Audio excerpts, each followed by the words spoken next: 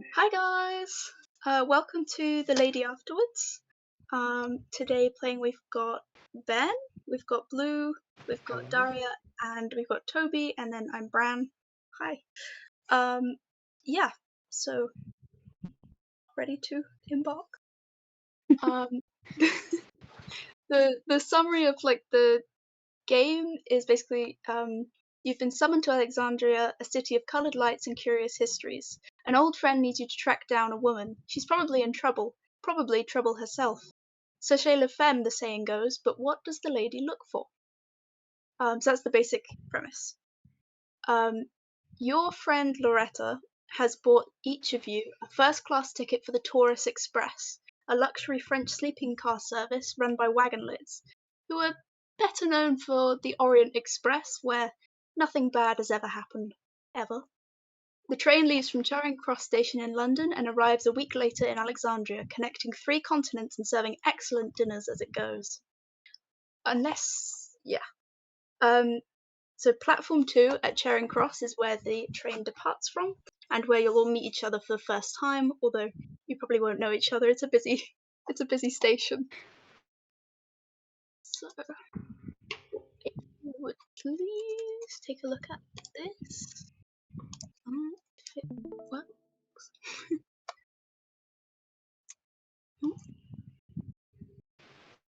Here we go. So this is the letter that you have received from Loretta.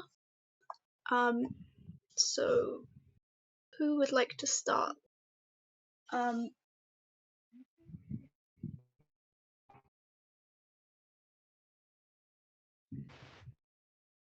uh, Blue, if it'd be alright, could you tell me your character's name, give me sort of a brief description, and one small fact about them Okay. from the character questionnaire? Sorry. Oh, okay. Specifically. Okay. I am playing Mistress Evelyn Dubois. She is a 5 foot tall, chestnut hair and brown eyes. She's quite petite, but she has an odd air about her that you kind of have this. Even though she's in a busy train station, there just seems to be this space around her, even though she's walking through all these people. And a fact about her. Um, I think it would be that her critics of her work as a medium constantly refer to her as being quite suspicious, and they're not sure why, and that makes them suspicious. Awesome. And could you please read the first paragraph of the letter? Yeah. Just zoom in. Sorry. It's okay. My dear friend, my time in Alexandria is nearly over, but before I depart, I must beg a favour from you. It is a great imposition, but you are exactly the sort of person to help. My sister, of whom you heard rarely, Yeah, I think it is. Sorry. of whom you will have rarely, if ever, heard me speak, needs finding. She is in trouble and has vanished. And as you all continue on the Taurus Express, you arrive, you're sort of passing through, and you make a short stop in Paris, which is full of socialists, communists, bookshops, gaunt artists, bicycles, and coffee. First class passengers, of which I believe it is only Mr. Frank, who we will come to in a second, um, find ribbon-tied boxes of correct macaroons in their compartments after breakfast. And yeah, Ben, would you mind telling me your character's name, small description, and a fact from the character sheet? So my character is Mr. Edward Frank. Um, that doesn't really have a specialization, just loves knowledge of all types, and that's never come back to haunt him. Um, very tall, smartly dressed, but somehow just seems like he's not quite prepared for the situation he's currently in. In that way, he does sort of blend in, he doesn't stand out particularly, and he'd much rather be in his flat in London looking after his cat one time.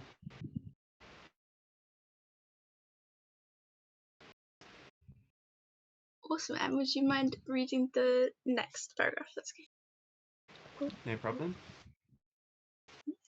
Her name is Audrey Howard. She has not been seen since the 3rd of June, and the letters to her Maltese address are returned undelivered. Whatever has happened is serious. And as you continue on your journey, you find yourself stopping through Venice, which is foggy and pale. There are plashing waves, purring vaporettos. The scent of seaweed and sewage hangs thick in the air. An evening of whist or quiet reading in the gentle glow of the after-dinner car awaits. And Daria, would you mind telling us about the name of your character, small description, and one of the facts? That's okay. Oh yes. Jimmy. Well, I shall be playing Miss Antonia Andick, who is a lady, although of what denomination, decidedly vague. She's very sort of. She is, from looking at her, beyond just the mere adjective old. She just has a very aged kind of face, a old, wise eyes that are difficult to place to any particular part of the world or any particular age. And in her spare time, a rather voracious poet, although she sadly does not have the confidence to share her writing with the world. Brilliant, thank you very much. And would you mind reading the next paragraph, please? I believe she is in danger and conceal herself from me, for I know is that she is travelling here to Alexandria and must be apprehended. Please find my sisters. Sister, if she have not discovered, I fear something terrible. I cannot bear to write it down. You would not believe it anyway. Brilliant. And as you continue your journey, you find yourself stopping through Belgrade, a city of no particular history, in the rain. Horses, cabbies, overcoats, a clock strikes 7 in the distance. You overhear remonstrations by the chef de brigade of the squirming Saveur, whose lily-white uniforms have been smudged by engine soot just minutes before dinner. Unbelievable, you can't get good service these days, can you? And Toby, would you mind telling me a bit about your character as well, please? Alright, I'm playing Detective Matthew Rathbone. He's a taller gentleman in a dishevelled suit, and he is currently working through some things. Mistrustful,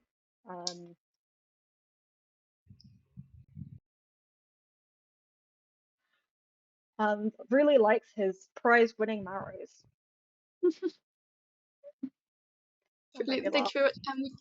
Would you be able to read the next paragraph as well, please? Thank you. Yep, hang on. This is a horrible font. For my part, I am forced to leave Alexandria for Jerusalem. An unpleasant pharmacologist? Pulmonologist. Pulmonologist. It's a study of lungs. Yes, it does say lungs next. Told me my lungs are worse than expected. He said I would likely die. I'm old and have lived my life, but one is never truly prepared for that last bony tap on the shoulder. So I have been sent to a specialist sanatorium, where I will either heal or decease. Excellent. And you stop off through Istanbul, where you disembark the train for a few days because they've got to do some engine repairs. So you manage to visit the bustling Grand Bazaar and the sudden silent dazzle of the Golden Horn. It's a city of 100,000 cats, it seems, Small Ginger Tom leaps onto a carriage windowsill and purrs until the train's departing whistle. And then I will just finish off the letter. I feel it in my soul, perhaps more accurately my lungs, that I shall die, but my darling Moisha will be there to greet me on the other side. Death shall mend one of the two great pains in my life, to live in such a beautiful city, but for so many years without him. I write in haste and digress. Please come to Alexandria as soon as you can. I've enclosed keys to my house in Moham Bay, where you and your associates are welcome to stay. It is a great and noble enterprise you undertake. May God preserve my sister until you can. Most gratefully and faithfully yours, Loretta. And so at last we arrive in Alexandria. And the station master shouts, all disembark, because this is sort of the end of the line. So as you come off the train and onto the platform, you're apprehended by a customs officer, Joseph El Sadwi. He's an officious looking man. He looks very sort of, he likes his job, but he likes it done well. He asks to see all of your papers. So could you all please just remind us all of your names? And your occupation, sorry. In any particular order? Not really, no. All right, The Matthew bravest. Rathbone, detective.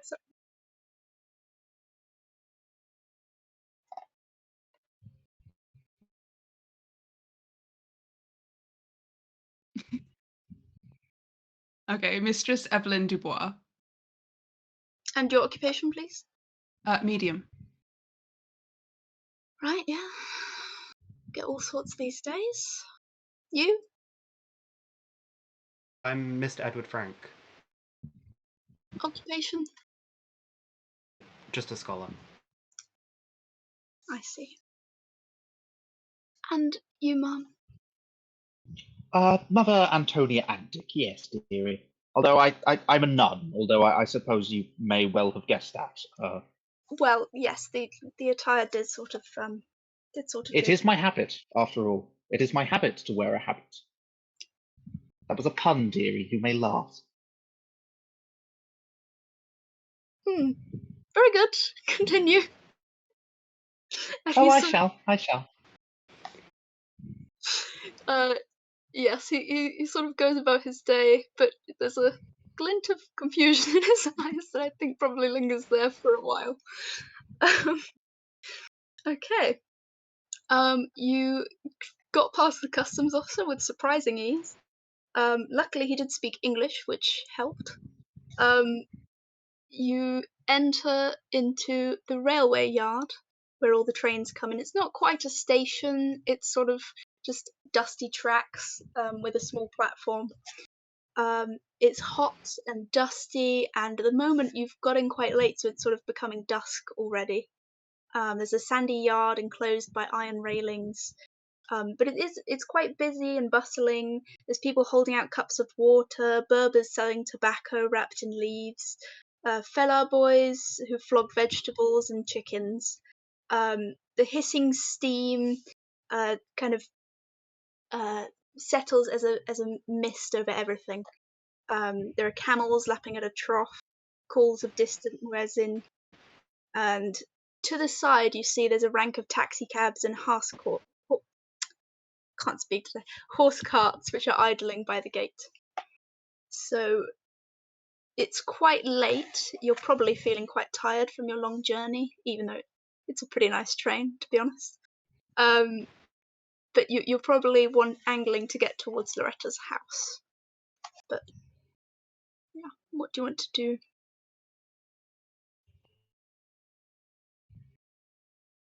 I assume, I assume we've spoken to each other in the time that we've been on the train. I would assume so, yeah, sorry, I haven't actually. I assume that in the weeks it's taken us to get here that we kind of worked out each other and also everybody on that train, because it's taken quite a while.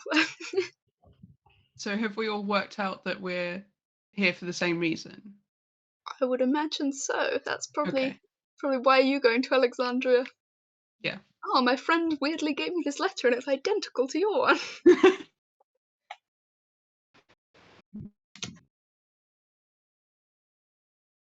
Shall we head for the letters? We could get a horse and cart depending on how much they cost.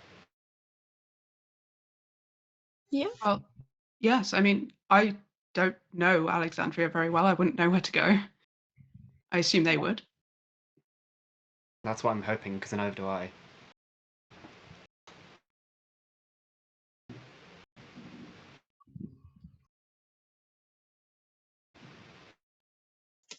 Do you think they offer a nun discount? I'm not sure that's a thing. But I've always been of the persuasion that it should be a thing, dearie. You know, we sacrifice so much for our faith, and it is only right that society repays in kind.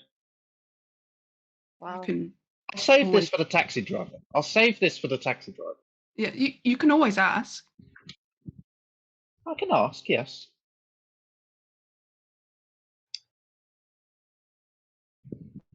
Okay, so are you walking over to the taxi rank area? Okay. As you sort of are crossing the yard, you're all accosted by a gaggle of peasant children who are kind of clutching at your clothes and saying, "Oh, please, do you have any extra? Do you have any spare money? I really need food. It's so hot today."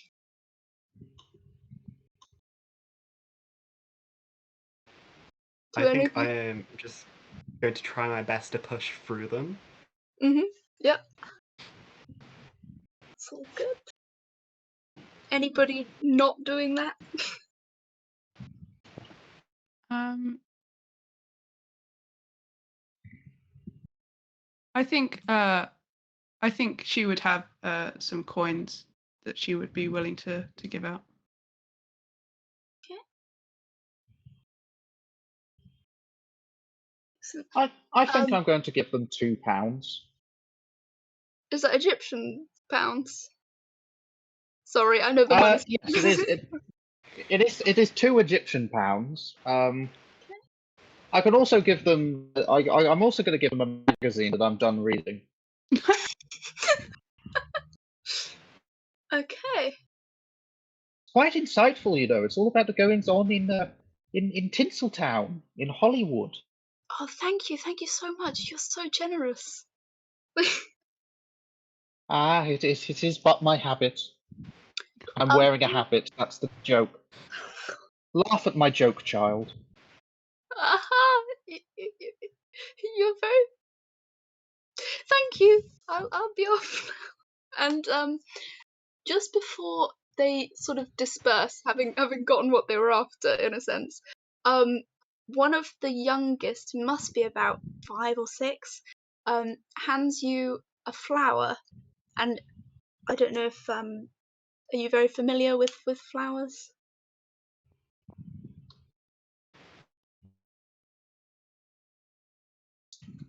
Not especially, no. No? Well, then it's just a very pretty white flower that you might not know. Very fragrant.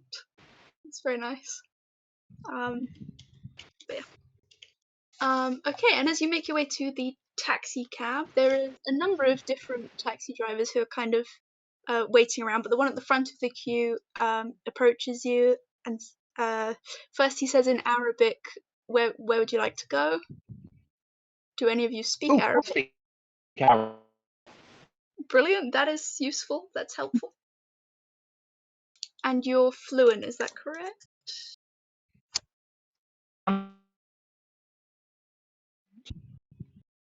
Sorry.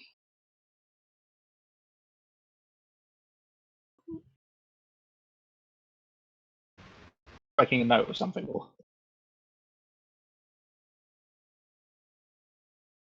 You cut out for me there. Uh, am I back? I can still. Bloody. Back now. Yeah. Okay. Sorry. Well, excuse me, dearie. I was wondering if you could take me to The one, and I'm going to check my check the letter in my hand. The house of one Audrey Leigh Howard, the Howard residence, if you please. I'm very sorry, sister, but I don't know the house of everyone in Alexandria. That would be quite a feat, even for one as accustomed to this beautiful city as I am. Oh well, that's a dreadful name. I don't suppose you could. I don't know. Figure it out. I I don't have an address, you see. You must understand the terrible. It's quite a pickle. Antonia, I believe the place name is Maharan Bay. Yes, of course. Oh yes. Yes. Oh, do You forgive me. I am a very old woman. My mind is wanders. the Farouks. Yes?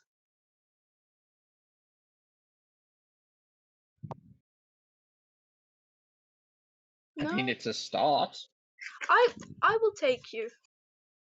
It'll just be £2 for the trip. Does that sound reasonable? I would happily do that £2, but alas, I've just given the only £2 I have to a homeless child. So Um, alas, I will have to. Tell me, do you do a discount for women of the cloth? Not traditionally. There are many different faiths, and if I were to give discounts to everybody, I would be bankrupt. I have to run this somehow. Do you want to Bankrupts roll like me? myself, it's quite a pickle we've ended up in. So, do you want to roll me negotiation or something? Okie dokie. There's a D20 here, right?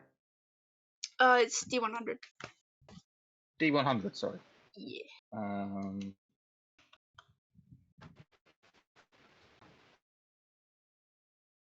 And then I'm gonna set this at like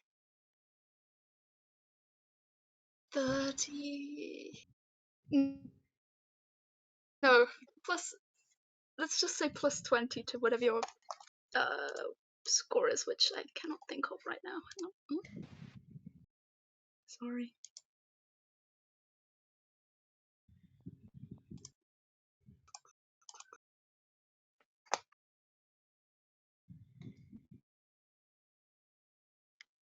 Okay, so you have an 80. So plus 20, you actually can't. Oh no, sorry, it's minus 20. I'm mixing it up. Okay, I've got this straight now. So, so you have to roll 60 or below, which is pretty good odds. So you go on. Oh, that did not work, I guess. Yes.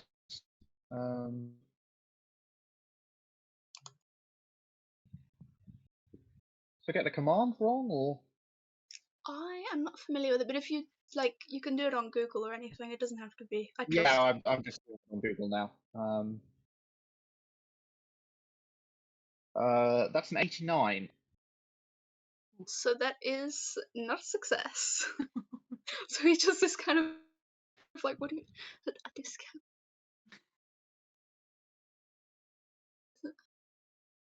I don't suppose any companions would be willing to throw me alone in these stringent times. Are you having trouble? You talked yourself into this problem. All of my money to that child. I have none left. Oh, I see. How much are they asking for?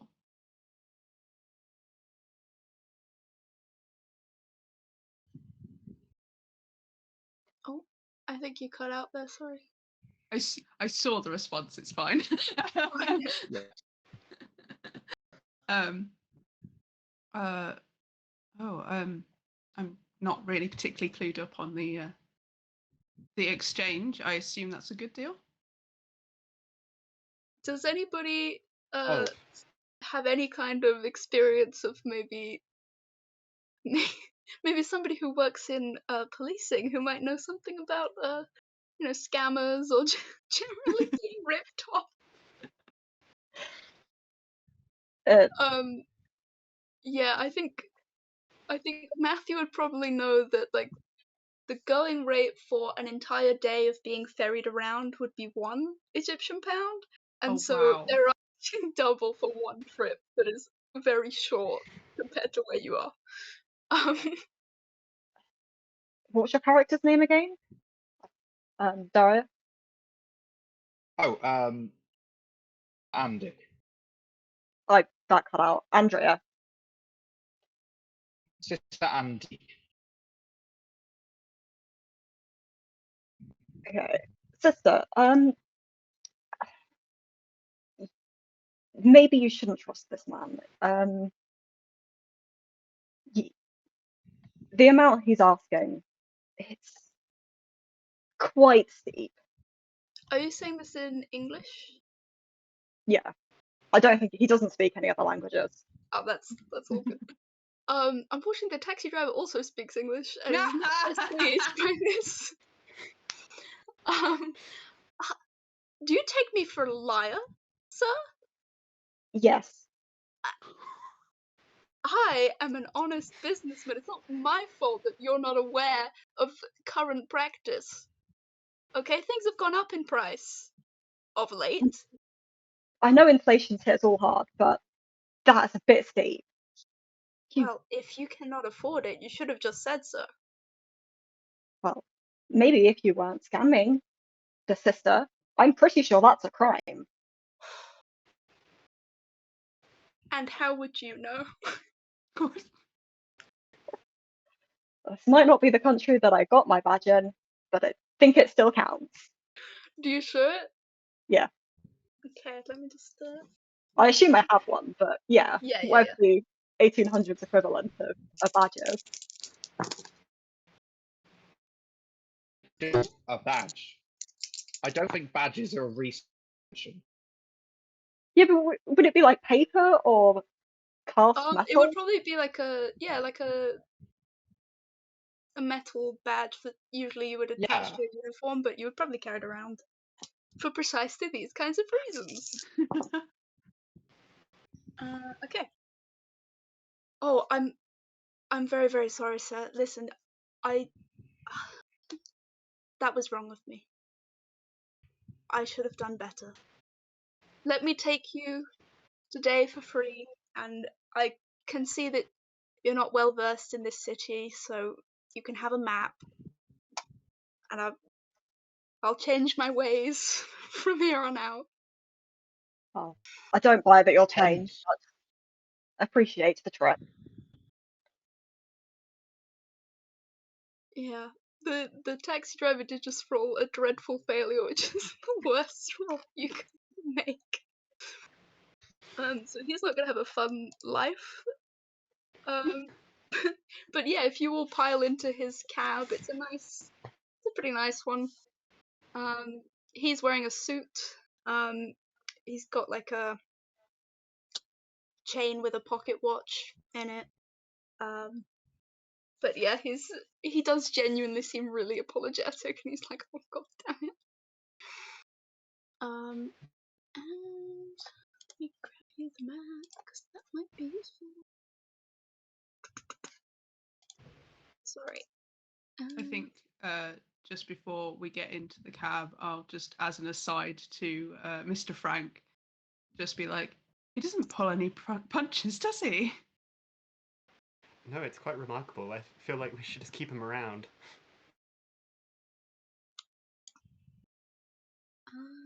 Oh, sorry.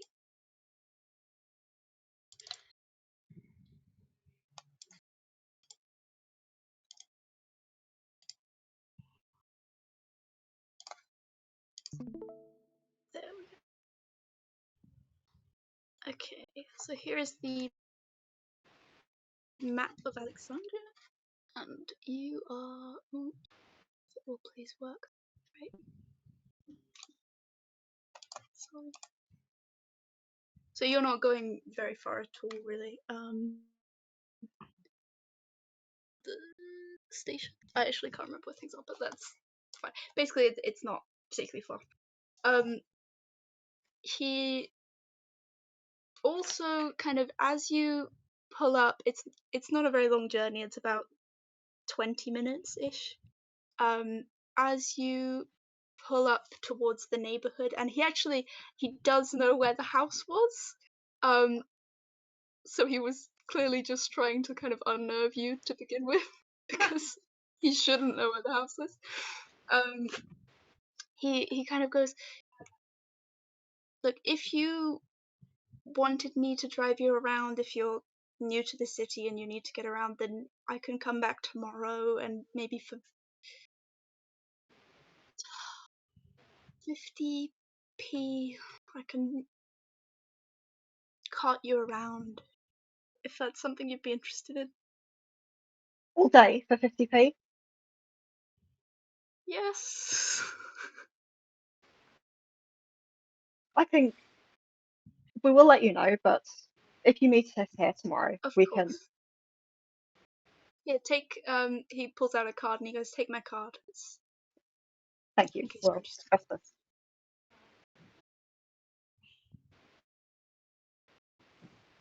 Does it have his name on it? Yes, so his name is Mr. Mahmood, driver and guide.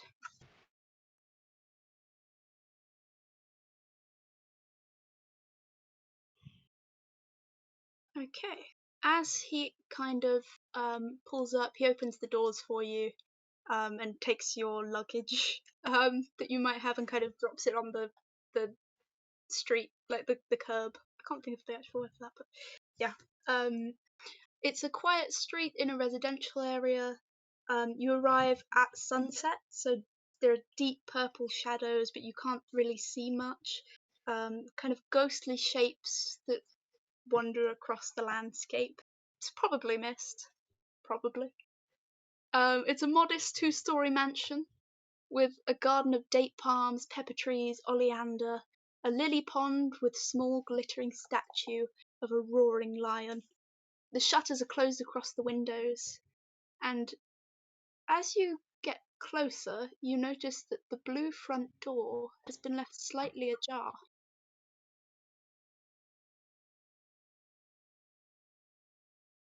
So yeah, what do you want to do?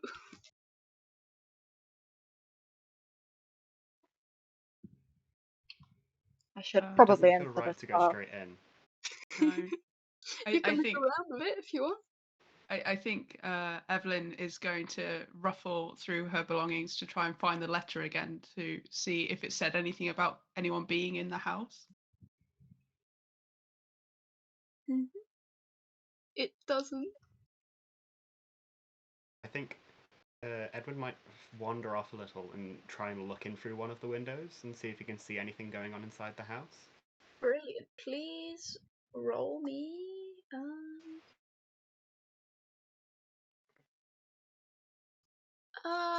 Just intelligence, maybe.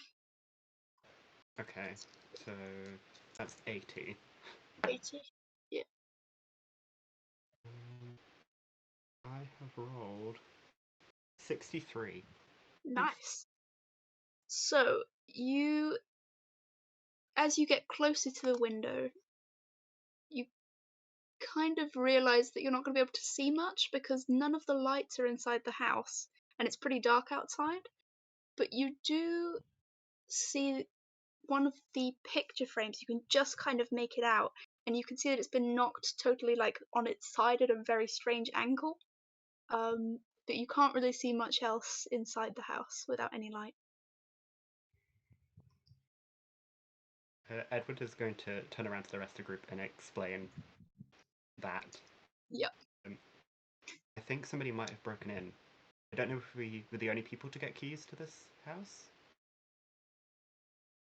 I mean, I have no idea.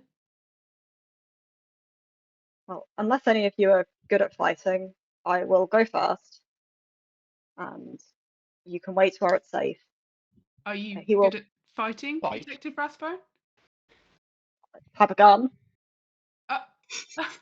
Right. Well, doesn't strictly answer my question, but okay. Are you good at fighting? I have a gun. I do vote that you go in first, definitely. Okay. So you're gonna go inside the house. Okay. Yep, with the gun Could drawn. you roll me intelligence as well, please? Right. Yep. I have a 70 in that. That's so smart. It does become kind of the default role for vibing, which is 76. oh, Uh-oh. okay. So that's fine. Yep. You do notice that Is it? it's fine. You do notice that the door is still on its hinges, but only just. The brass handle has been crushed into a gnarled metal nub. So yeah, are you proceeding anyway? Yeah. The front door swings open silently, like the hinges have been oiled. The house is dark, but moonlight bright enough to show outlines. Gas lamps are installed, and you can kind of try and look around for a pack of matches. But yeah, are you investigating the house then? There doesn't seem to be anyone in there that you can see like immediately. No one's like stood at the door waiting for you to come in.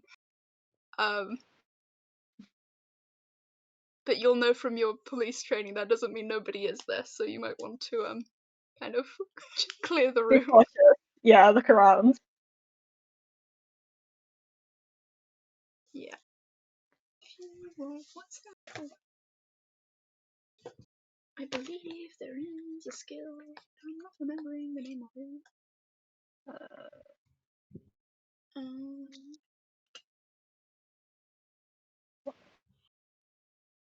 no, there isn't. I could have sworn there was an investigation.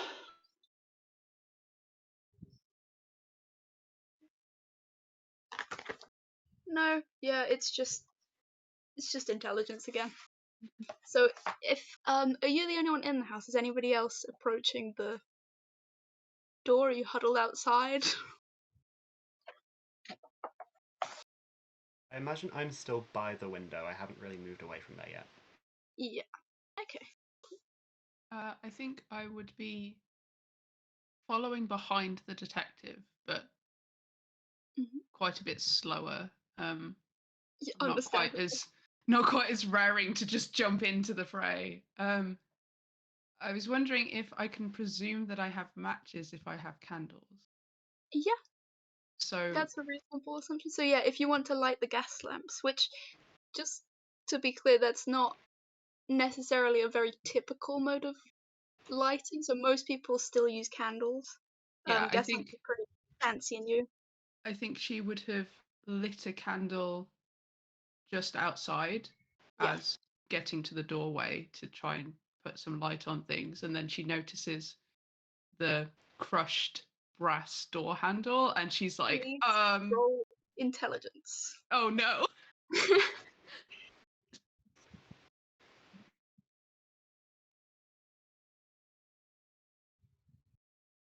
Oh wow, smashed it. That's a 6.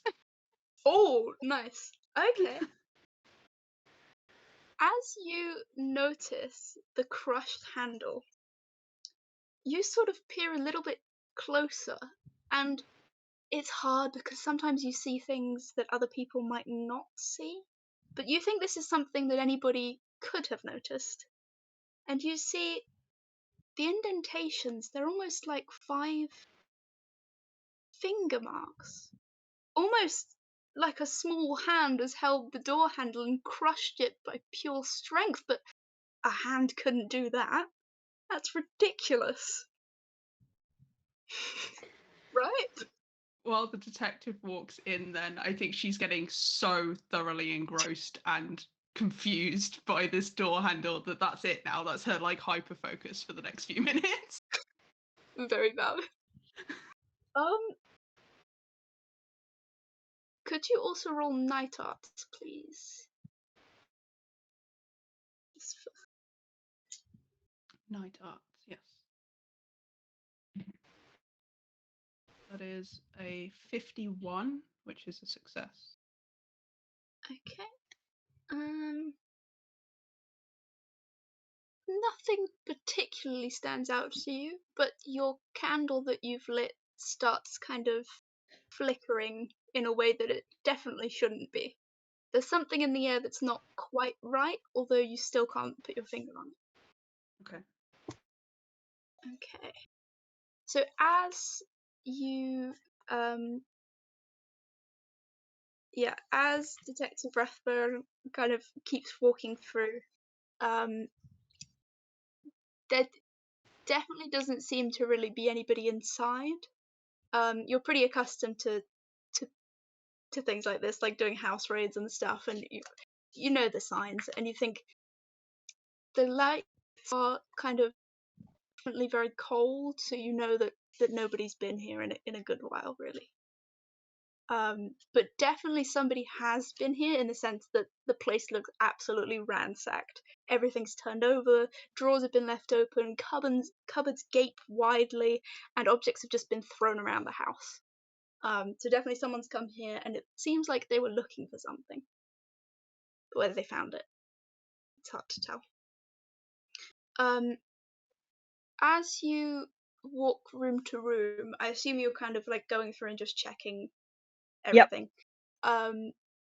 There's two doors that are locked. One is what you would assume to be the study, because that's sort of the obvious place for it, and also because it says study on the door. A pretty nice hint. And there's another door connecting to the kitchen, which you assume to be the pantry, but that's not crazy for it to be locked anyway. And upstairs there's 4 bedrooms, but they're all open and they seem, I mean, they've also been sort of torn apart, but nobody's there in the house.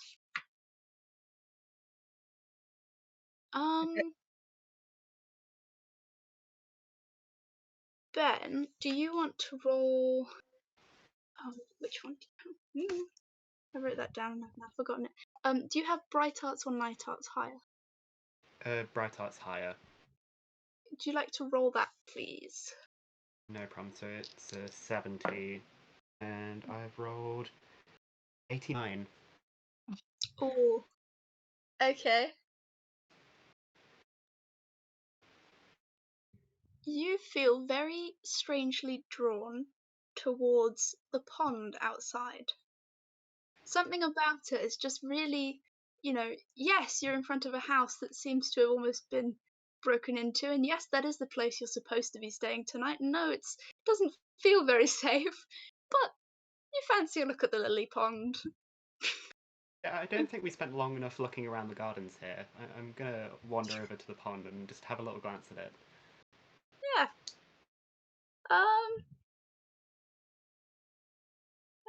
There's something really weird about the reflections in the water. You can't quite work it out, but you feel like you don't quite look like yourself. Something's not. That can't be you, can it? I Do think you? Edward is going to look closer and not mention anything to anybody else. Excellent. You are at risk of fascination. You can mark that down on your sheet if you like. Okay, nice. Yeah, that just means in the morning, you might gain a trait or a mark of fascination, which will have an actual effect, like you might look kind of ethereal or a bit wrong, and also a mechanical effect, and some of your rolls are going to be a bit messed up for a little bit. Nice. You do get some advantages as well, so that's, yeah. Okay, and as you look closer into the water, you think you'd look a lot younger than you normally do, and actually than you kind of try to be, because you are quite young for somebody of your academic talent, academic pursuit. And so quite often I think you tend to try and project yourself as being a bit older or maybe wiser than you actually are. But when you look into this pond, you're so fascinated because it's almost like everything that you don't want to be, but that you feel like you are, is kind of reflected back at you, and you're just kind of stuck staring at it for a bit. Not forever. You think you can pull yourself away, and it's not an obviously magical entrapment, but you're just fascinated by this weird reflection of who you might be. Yeah. Antonio, what are you up to? I'd like to go into the kitchen if possible. Yeah.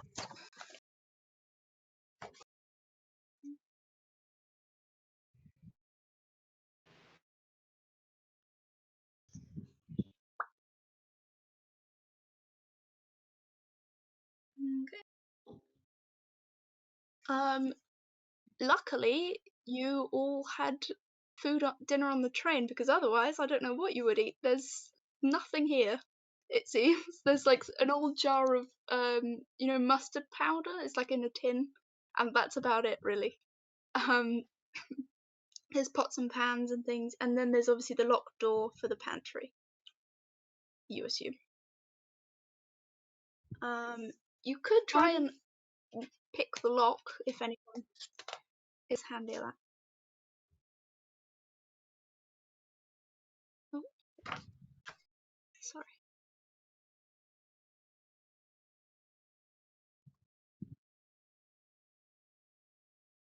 What would lockpicking count as? That's scoundrel. Oh, I've got some points in that one. Ooh. There's also this study is also locked. We'll pick the lock on the study first. Haha.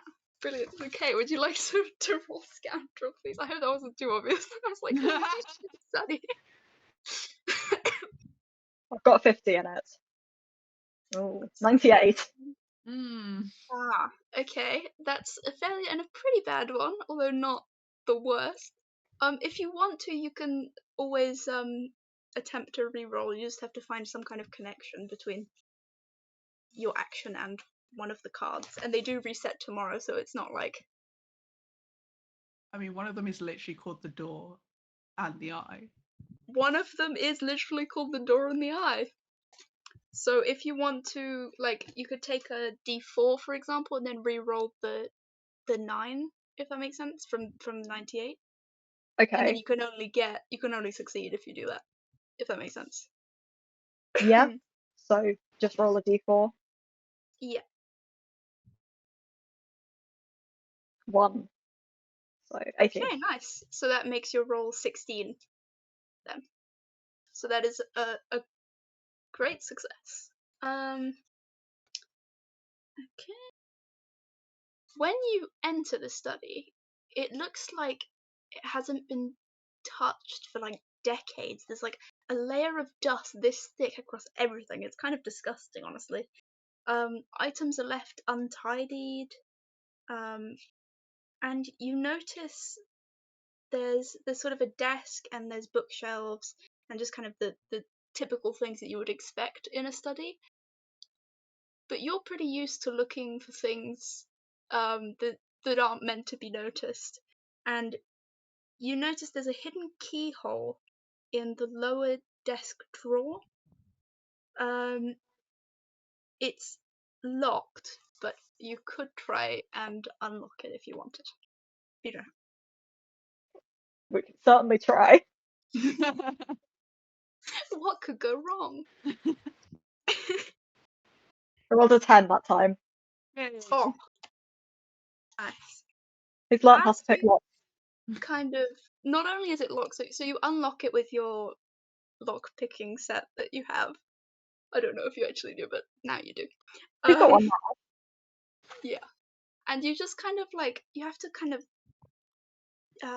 shimmy the drawer a bit before it's really wedged in there. I don't think it's been like, if the study hasn't been untouched in decades, this hasn't been untouched in I don't know how long. Um, but you reveal there's a leather case inside containing a carefully preserved old set of forceps, and they're covered in what looks to be splashes of molten copper. Yeah, very strange. And the implications trouble you deeply. Because what could you possibly have used this for? Forceps are medical tools. Why is there metal kind of clung, like it's clung onto them? Sorry.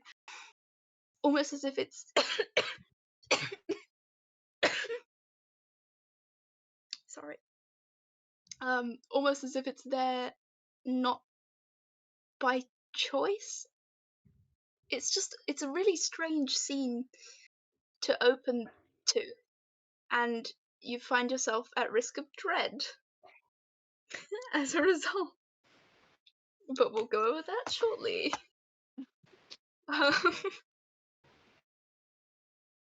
Yeah, you notice also, kind of in the in the study, there are a lot of framed photographs and certificates. All the certificates and awards, all are awarded to the same man, Moishi Farouk, and are all about his apparently glistening he's an I can't say the word, obstetrician. He delivers babies. That's Yep. sorry. Ob- Obstetrics career. Yes. And you also will remember that the letter that Loretta sent you mentioned her dear husband who passed away, and his name was also Moshe. So you can, that's not unusual either. And a lot of the photos are also of a handsome middle-aged Egyptian man who's standing next to Loretta in them, and you can assume that that's probably the same person. Um,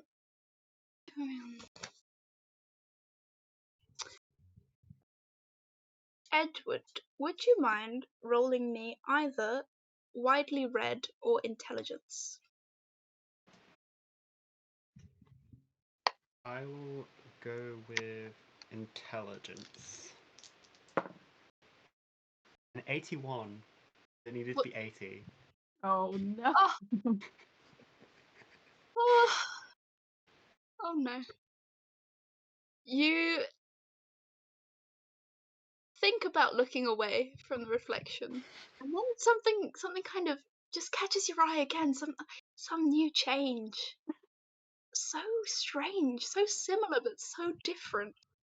There's nothing else to look at nearby, surely.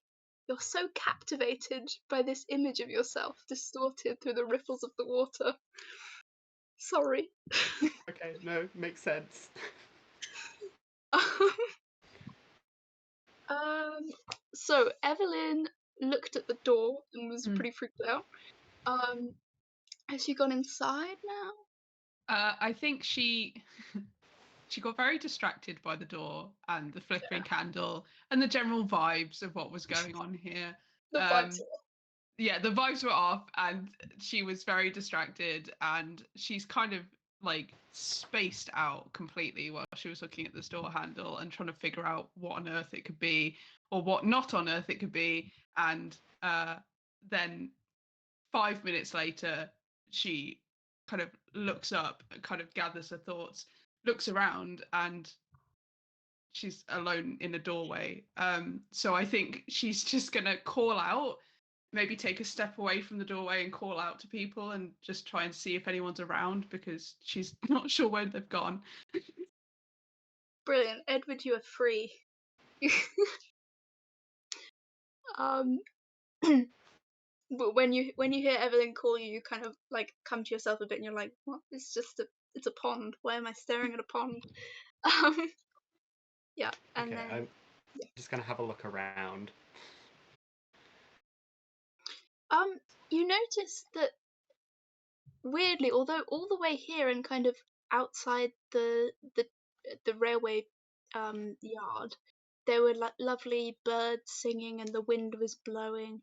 You notice that actually the garden is totally still, and there is no bird song, which is a little bit odd. But then you're not that familiar with Alexandria, and maybe they'll go to sleep at this time of night. Maybe there isn't normally any kind of bird song, but it still strikes you as a little bit odd. I think Um, being a little unsettled, Edward's going to try and move back towards the front of the house. yeah. Um,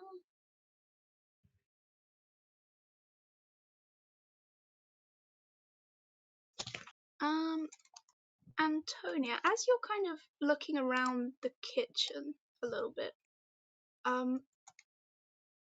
you notice on the floor, kind of as you in the entranceway of the kitchen, just crumpled on the floor is today's newspaper, you think? Or a newspaper anyway. I'm getting it up.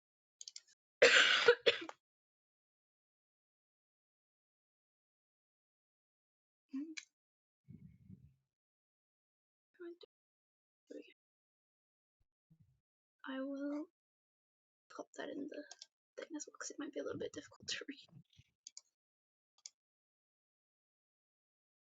Oh dear, you're a madman in the dark. It's dreadful, dreadful. There we go. And many stray and ownerless dogs as well. Oh, it's a terrible shame.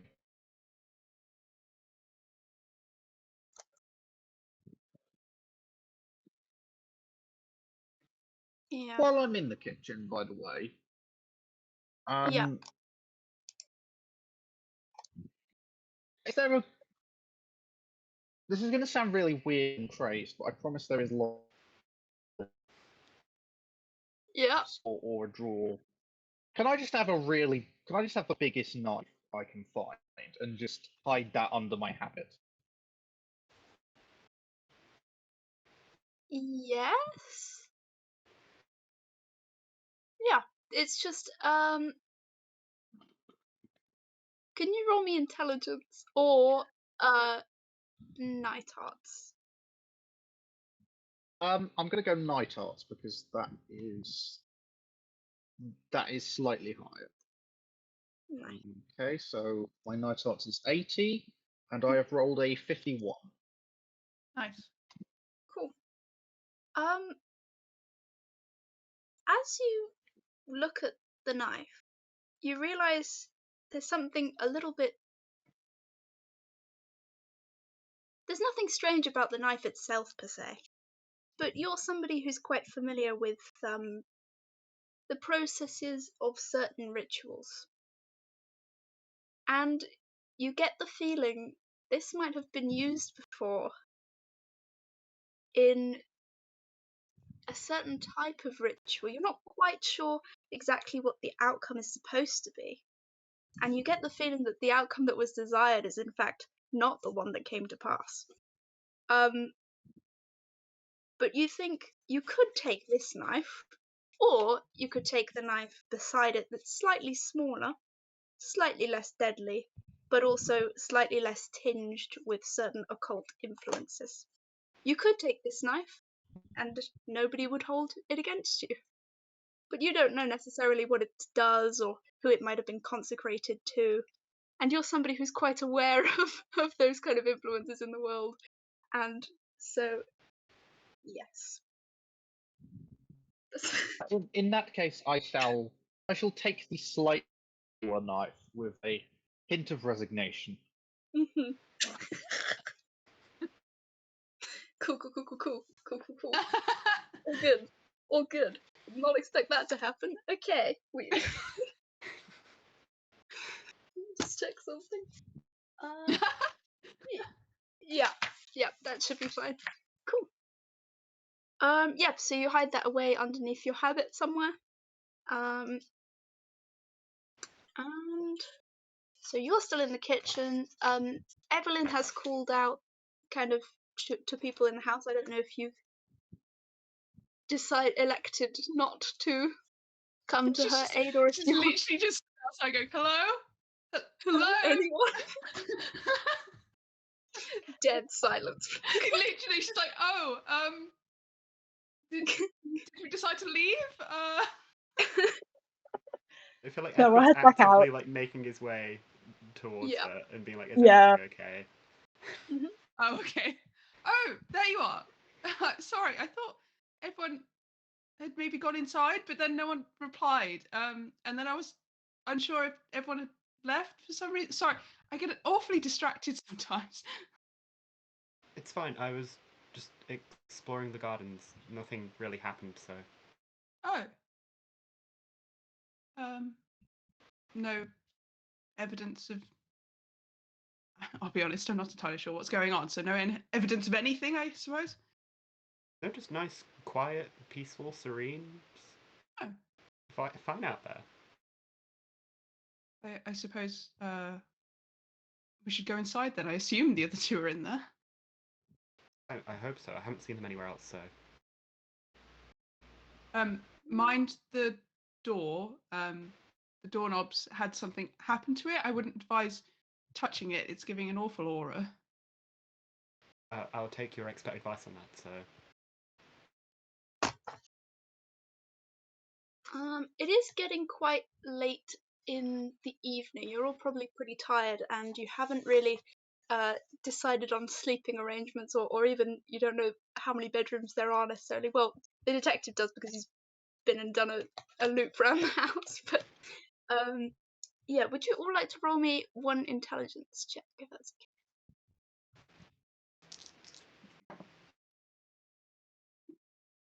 okay? I've got a 1. Oh, well 45. done. Oh, that's exciting. That's good. That's nice. In direct contrast of that, I got a 98. Okay, that's fine as well. Down the middle with I 45. got a Nice. Sorry, Dara, I didn't catch that.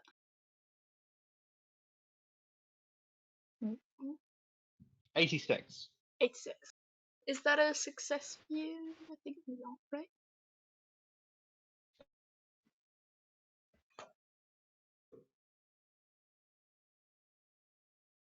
You cut out again. That's a failure. Okay. Okay, cool.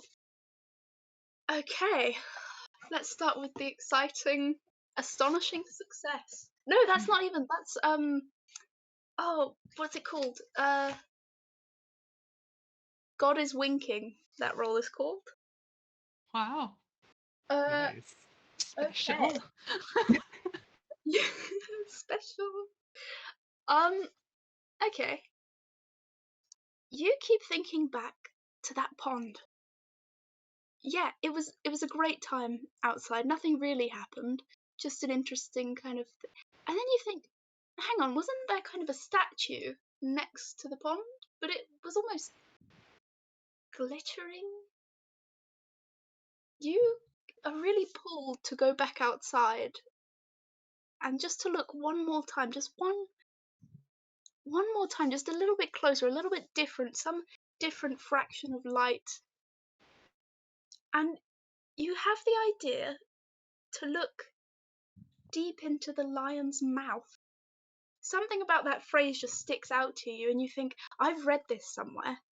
And you can't think exactly where you've been reading something lately, and it doesn't come to your mind right away. It takes a minute.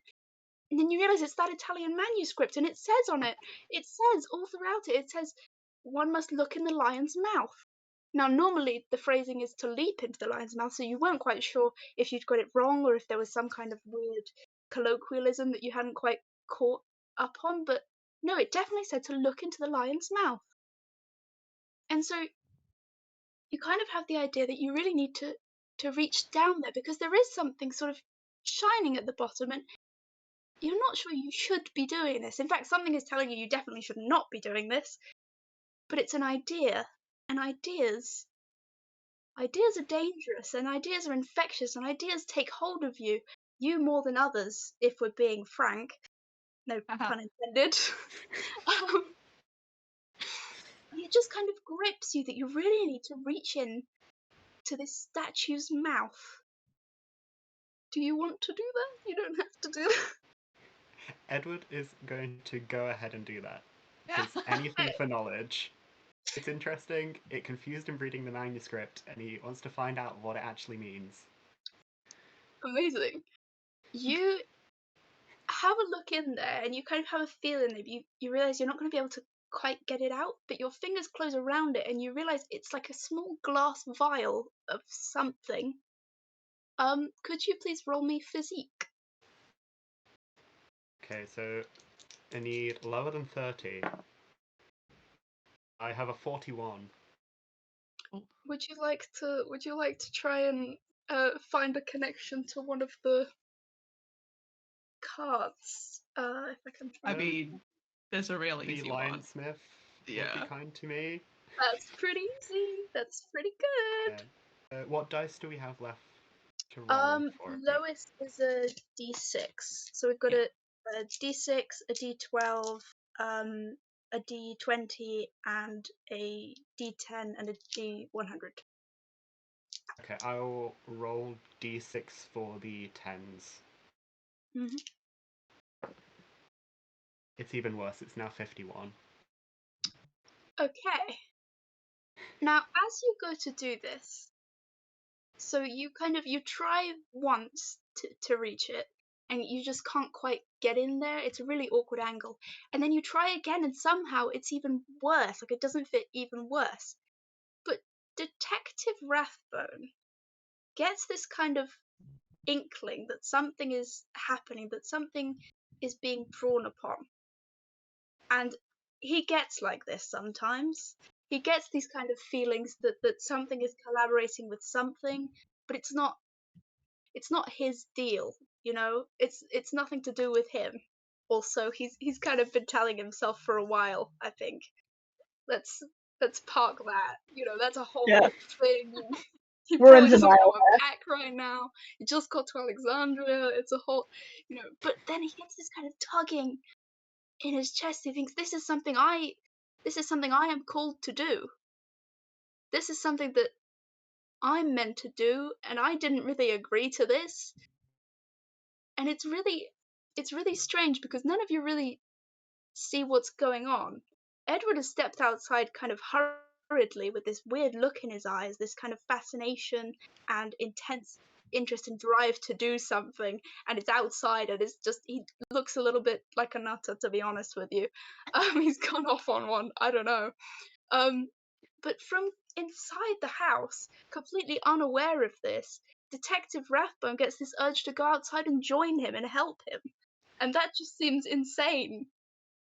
But yeah, he doesn't have to do so, but yeah. No, we should go and help. Head out. Okay. Would you like to roll a physique for me? I've got 70 in that, so Ooh. Pretty 69. good. Nice. Okay. You kind of approach and you instantly are like, oh, you're going about it all wrong. That's not how you should be doing it. And there's just kind of a trick to it, and you're not really sure how you know, but you kind of like push the neck of the lion, and it just kind of snaps off in your hand. And it doesn't look like it should do that. So whoever's watching, I mean, that looks crazy. Yes, this guy's a detective. He shouldn't be that strong. Um, and it just kind of comes off and the vial comes out, and it's a vial of seemingly it's clear liquid, but sort of it's a little bit too clear, if anything. It doesn't smell of anything if you smell it. You don't really know what it is or why it's there. That's a very strange place to hide something like that. But yeah, that's kind of what Edward gets. And then there was another intelligence. um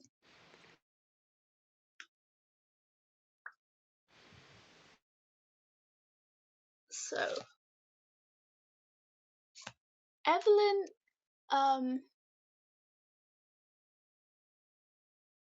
is before this happens. Sorry, I've done this the wrong way around, haven't I? But before this happens, Evelyn was kind of like standing in the entranceway, right, and sort of waiting for people to come.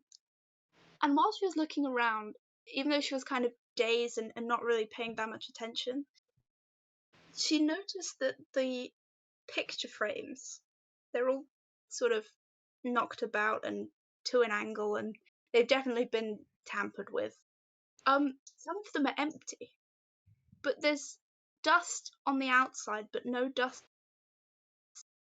So obviously someone must have taken something out of them. And then she notices there's one that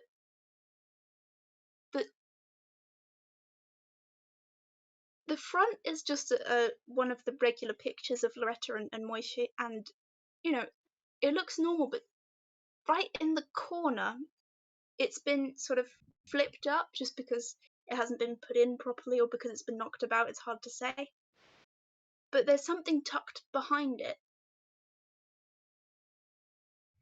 There's something that maybe shouldn't be there, has been hidden there. It doesn't look like it fits quite right, but it hasn't been knocked.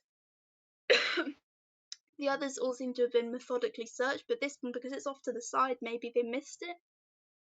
But it's hard to say. Is it hung up on the wall? Yeah. I think she'd try and find like a chair or a stool or something so that she could get up to it. Oh yeah, she's quite short. Yeah, she's like, Okay. Yeah, you find like a just a kitchen stool, I guess. And you can pull it up and you can take down the picture and have a look if that's what you want to do. I think And when she goes into oh the kitchen yeah, to get the stool, obviously that's where Antonia is. So Antonio, she's like, yeah, sorry, just borrowing this. Carry on. like it's a house. Yeah. Love that. Yeah, so you take down the picture and you see that there definitely is something behind it, but it's kind of glued into the backing. It's really weirdly attached. But it is. Let me open it.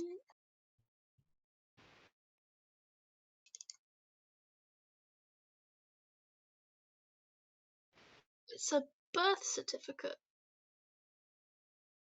I don't know if it's finished. But something is a little bit weird with it. Because here it says the name of the father and here the mother. But there's something strange underneath. You can't really make out what it says. Hmm.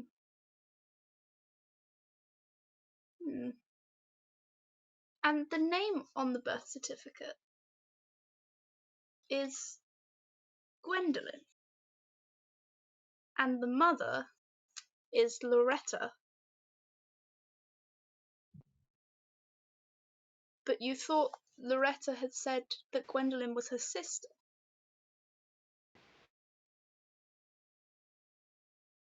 You thought that's who you were looking for, her sister.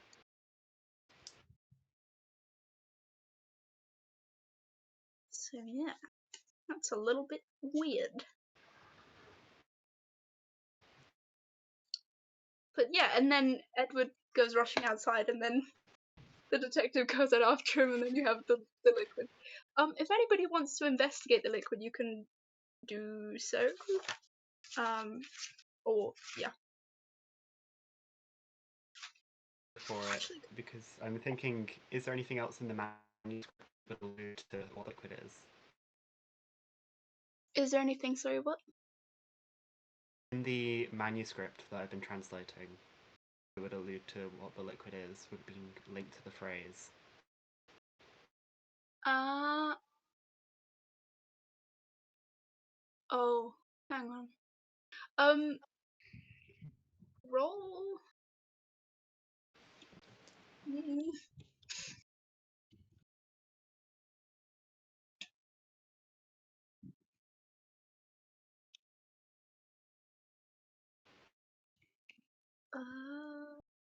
Yeah, okay.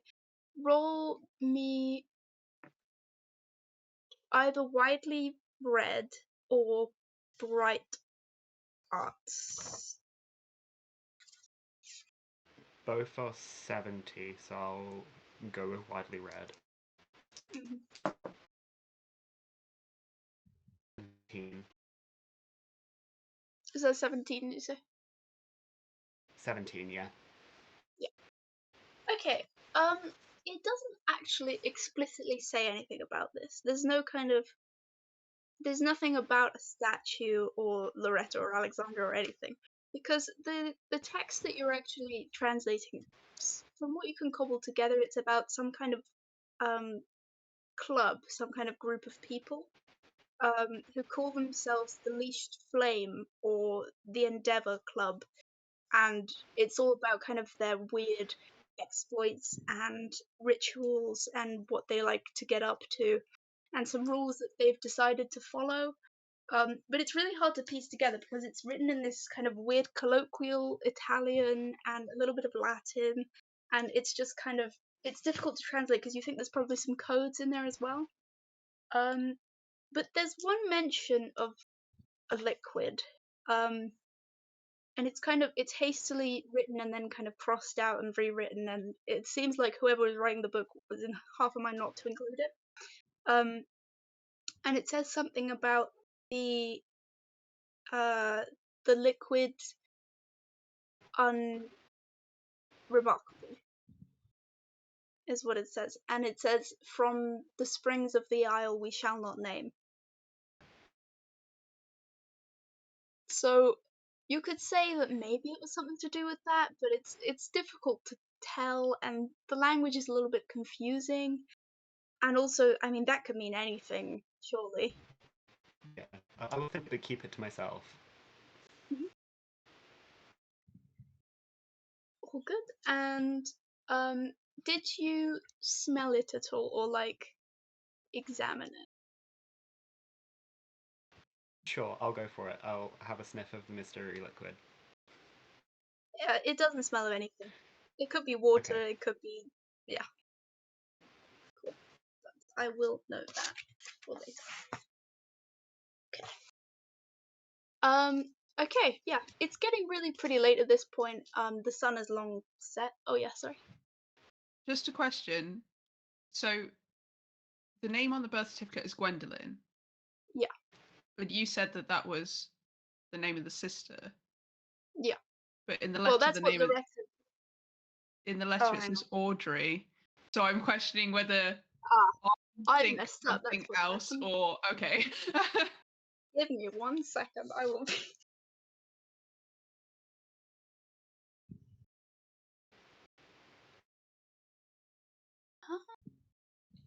Oh, okay.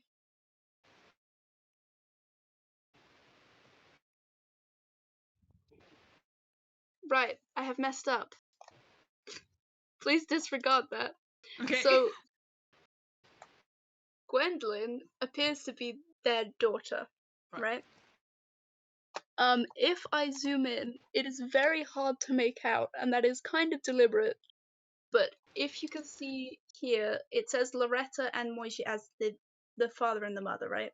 Mhm. But if you can see here, it does say Audrey in the mother's place and someone called Everett Lapidoff, maybe, in the Okay, so name of the father. maybe Sorry, the I've mixed sister that is up. the mum and it's been crossed out and okay, cool. Sorry. That's okay. This is a major important point. And I was anyway. Just wanted to double check that I wasn't like Thank you. hallucinating or something. No, that's good. Okay. Yeah, so are you all gonna maybe head upstairs and retire? I'd have probably revealed the birth certificate to everyone and just been like, look what I found.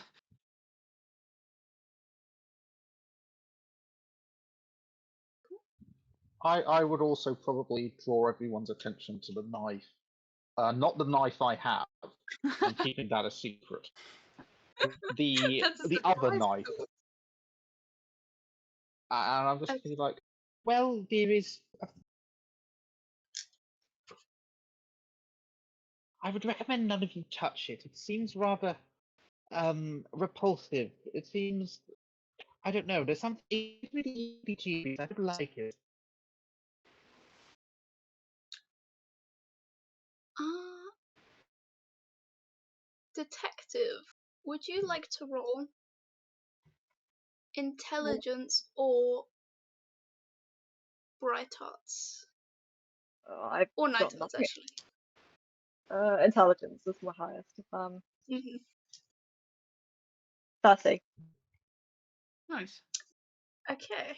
Yeah, this knife is pretty weird.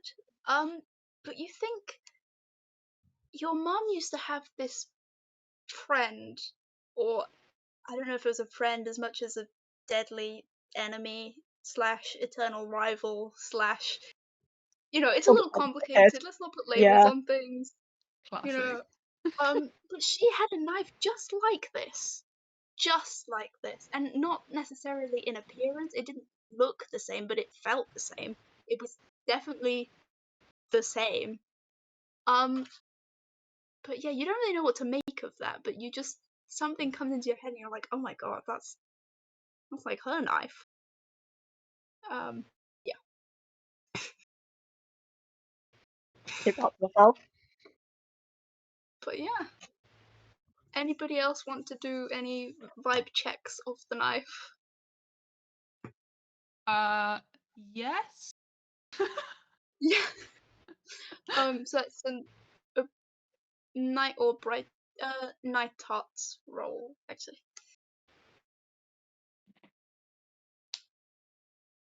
Uh, no. That's a 90. That's a regular knife. What's this old lady talking about? Cool. I mean, you would know. You're a medium. You're used to seeing Right? spiritual I things, would and that's just a know knife. if this has bad vibes or not, and this is just a knife. Honestly. Cool. I think she would look at the knife, look at those two, look back at the knife, and then be like, if we're planning on staying here, the door doesn't fit on its hinges.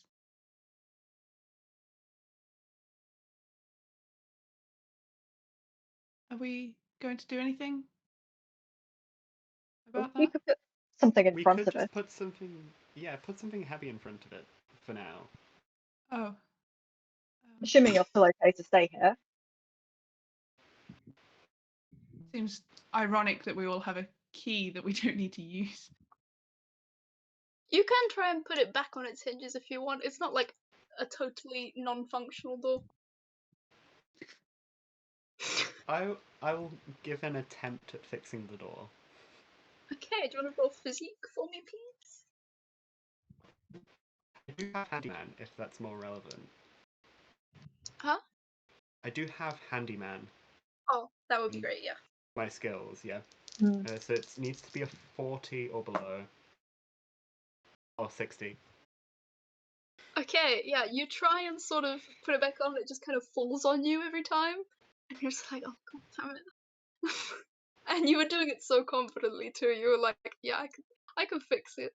I've fixed things I before. really went for it. It just didn't work out. Oh. Yeah. Can somebody help But me it with wasn't. this? There's currently Yeah. a door on me. Would you like a hand with that? Please. Yeah, if you were a raw physique. 4. Nice. You put that door so surely on its hinges. Like, I don't think it's ever been as well fitted as it is right now. That's. I love the order that this happened in. You can lift that over your head if you want. That's nothing to you. Thank you for helping me again. I keep getting in these situations. Yeah, physical activities don't appear to be your strong point. No, they're really not. I try to stop myself, but I can't help it. I would recommend trying harder to stop that. Dragging your body out here would be a real inconvenience. The amount of paperwork. Oh my god. The paperwork. Well, I'll keep that in Oh, mind. guys on your The watch. paperwork for you would be very annoying, but I could try and help fill it out before I go, so...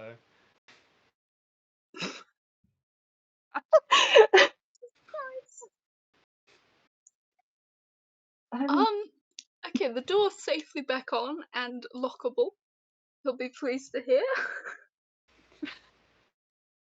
um, Do you all feel secure enough now that that's... I mean, not There's particularly. 4 bedrooms. Are we splitting up or sharing?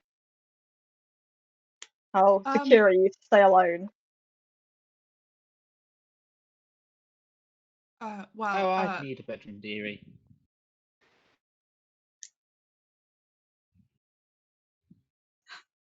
what does that mean? Don't want to know.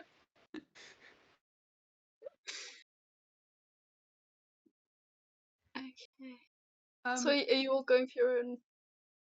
I'll be honest.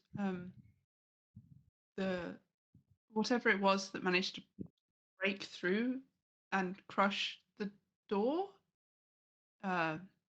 just putting it back again doesn't fill me with confidence. It was already able to get through it once.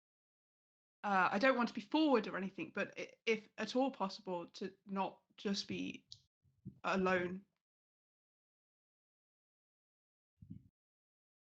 Is there like a sitting room that we can all just sort of camp out in?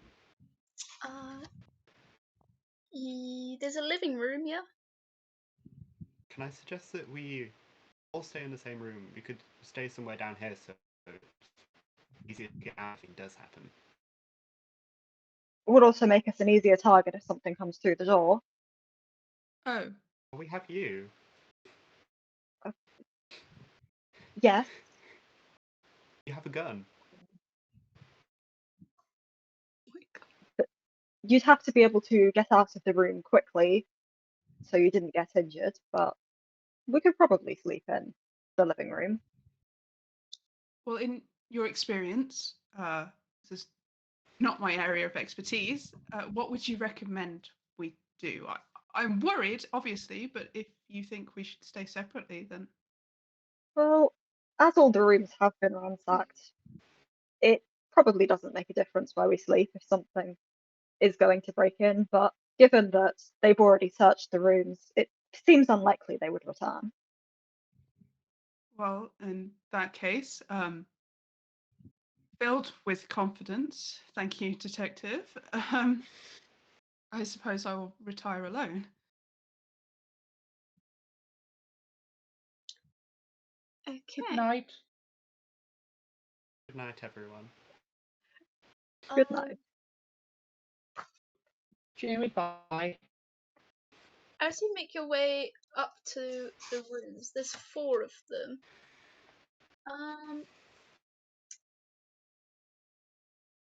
The detective, you notice there's sort of a bedside cabinet, and you notice this like just a little piece of car that's sort of poking out of the drawer.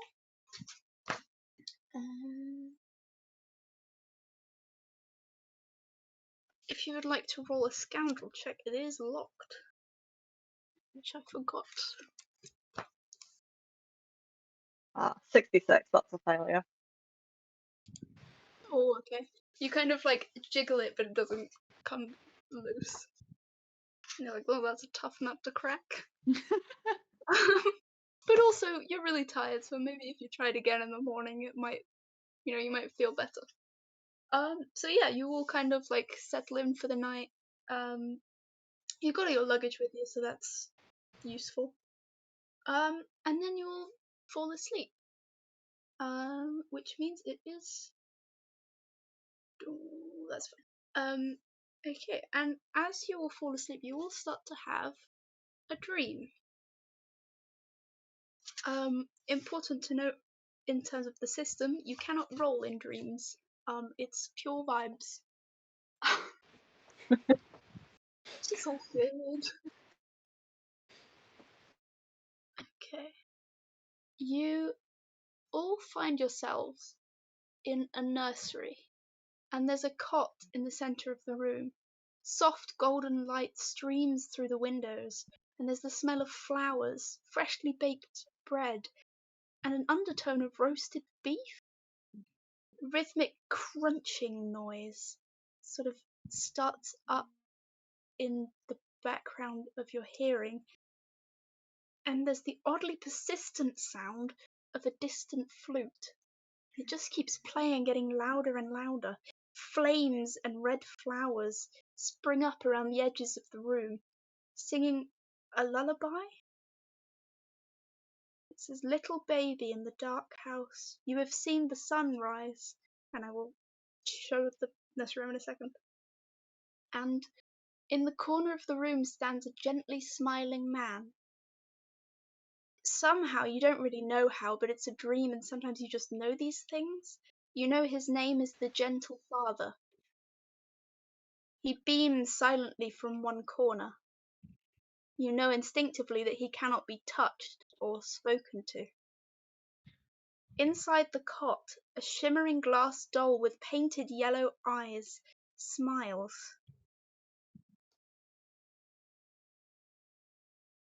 The cot is the center of the room and of the dream. You know that you can move as you wish.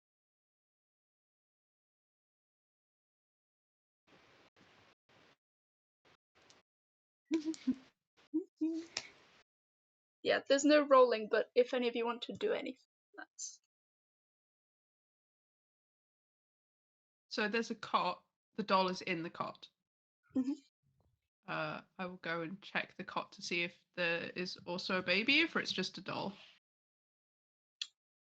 No, it's just a doll. Made of glass.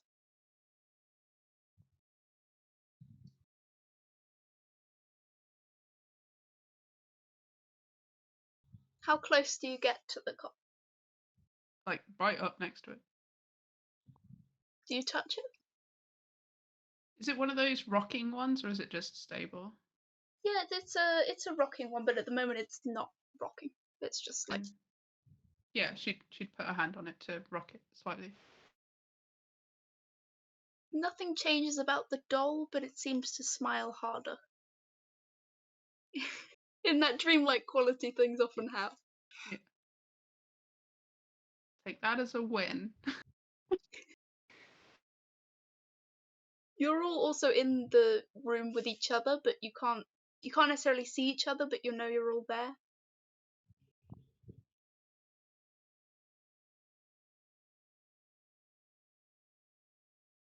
I think I will also step towards the cot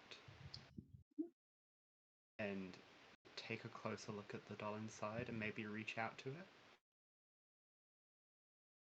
As you reach out to it, and as Evelyn rocks the cot, it kind of coincides in such a way that she rocks it one way and your hand is outstretched, and you weren't really expecting to touch it, but you hold out your hand and you make contact, and then you all wake up. Interesting. Interesting. Okay. You are all also now at risk of fascination. Hey. If you already were, don't worry, it doesn't stack. And because it is dawn, you must all now roll Peril Spiritual, because it is the time of power for fascination. So you roll, let me just remind myself how that works, because I do not remember.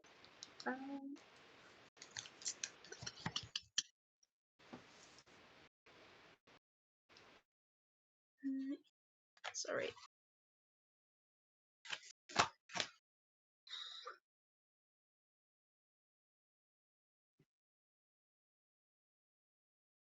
Okay.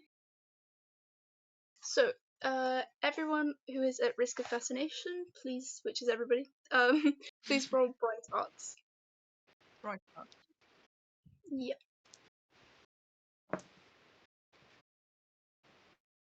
That is a 91. Oof. Ooh. Yeah, I got an 83. It's all good. 8? What was that, sorry? 8? Oh, well done. Oh, wow. Nice. You're no longer at risk, and you two I will resolve in a second. And Toby? 50. 50. Is that, Failure. I've only got 10 in bright arts. No. okay. Okay, so unless you want to try with the cards, which you can do, if you can find a connection between, well, for Blue and Toby, that'll be a connection to the dream, and for Ben, that would be a connection to weird lion stuff. Which there's one obvious connection if you wanted to use that, but also you don't have to. As you could just take the fascination if you like. Weird lion stuff. I'll take it with the weird lion stuff. Okay, nice. So, no 4 and no 6. So there's a D10, a D12, a D20, and a D100.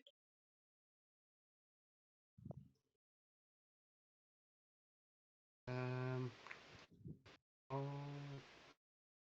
roll the D10 for the 10s. So that makes it 51, which is under the 70 I need for Bright Arts. Okay, you are no longer at risk of fascination. Nice. You may still be at risk from other means, but that's not. Do either of you two want to do that as well? Oh no, I'm committing. We're getting fascinated. Very fair, very base.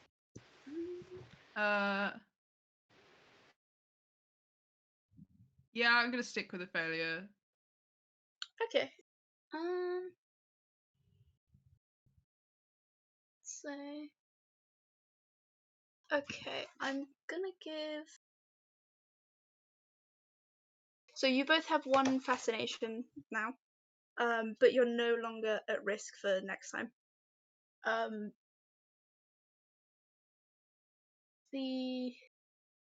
gonna give Evelyn Rapturous Light, which is the description is candle flames cause happy reveries.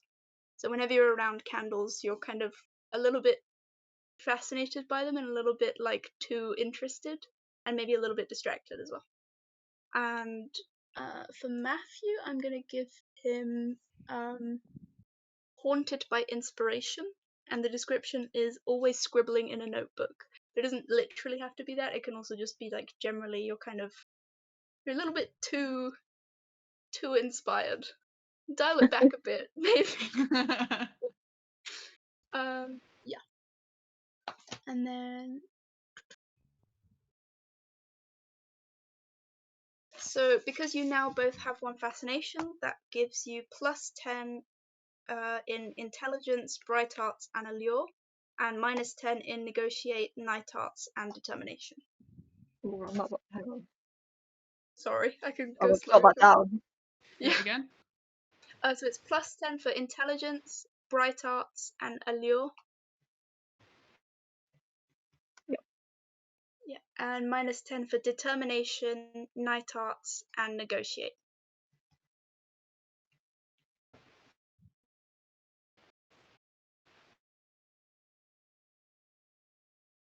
And then if you get 3 fascination or 3 dread, you get an obsession, which is a little bit more inconvenient. But it's not actual death, so that's pretty good.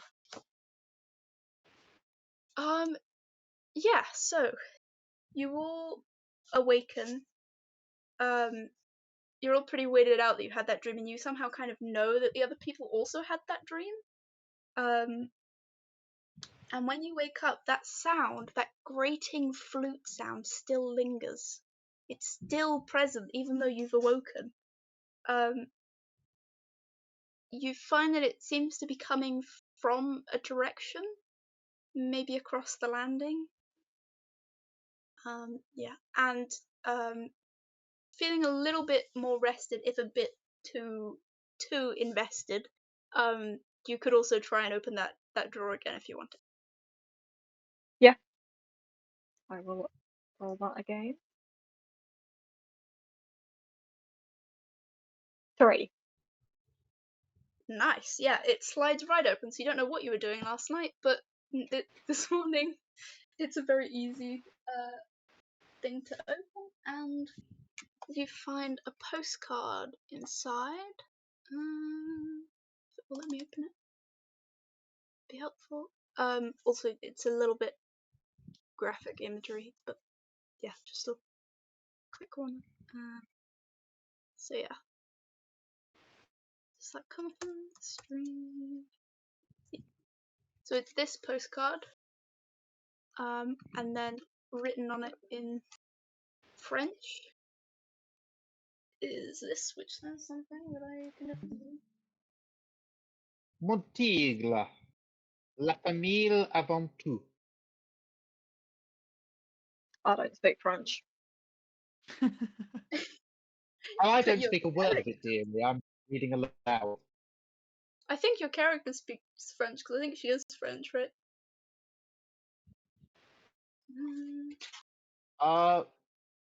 No, French is the one. I meant I'm- Evelyn. Sorry. Yeah, I'm the French speaker. Yeah, the French speaker. Ah, Yeah, I should know what that says because I should have written it in my notes, but I did not. So I'm now trying to remember. I think Mr. it says Something, the family. my tiger, the family, something, all of us. But sorry. I'm gonna French was look that so up long 'cause I'm ago. means before, I believe. I believe avant means before. Yeah. Oh yes, yeah, it's the family before everything. I think First of all, Yeah. yeah, that feels go that feels first, essentially. yeah. So it's not signed, and it's to my tiger, whoever that is. But yeah, so you've all woken up. You can still hear this like loud, piercing flute. Does anyone want to follow, see where the sound is coming from? Yeah. Yeah. Yeah. So I you will all kind of join like people. you all kind of like open your doors at the same time, and you're like look at each other like, oh my god, that was a weird dream. And where does that noise? And you follow it to a laundry cabinet. What's it called? Like the place where you keep towels in a cabinet in the wall. Yeah, I can't remember. Anyway, The airing cupboard. the airing cupboard. That's what I was trying to think of. Yeah, and there's it's coming from inside there. Inside the airing cupboard? Inside the airing cupboard, there's the sound of a flute. Open the door. Open the door, and you find right at the top, resting on a towel, is a bone white flute. This can only go well. Pick it up. Yeah, you're at risk of dread. I was already at risk of dread, so that's okay. It doesn't stack, but like We've got let's more have- dread now. Double dread. Which is more dread than your body can handle. Yeah, so you pick up Extreme the flute dread. and it stops playing. Does anybody want to make a night arts check? Sure. I'd love to. Sure. Uh-huh. Remember what my current number is now. Oh yeah, it's changed, isn't it? I Oh, yeah, rolled a easy. 54. Okay, is that a success? Success, yes. I got a 46, which is also a success. Okay. Yeah, you're both at risk of dread. Um, Right. you get the feeling that if you played this, it would definitely do something. Whether that's something you want to happen right now or not, you're not particularly sure. But you think it would probably work against something of a brighter power. If you were to play it, something would definitely happen. But you're not quite sure what. Does anyone know how to play the flute? You also get the feeling you would not have to play it well. play a mean harmonica, I'm sure the skills correlate. I genuinely think that's for the best, actually.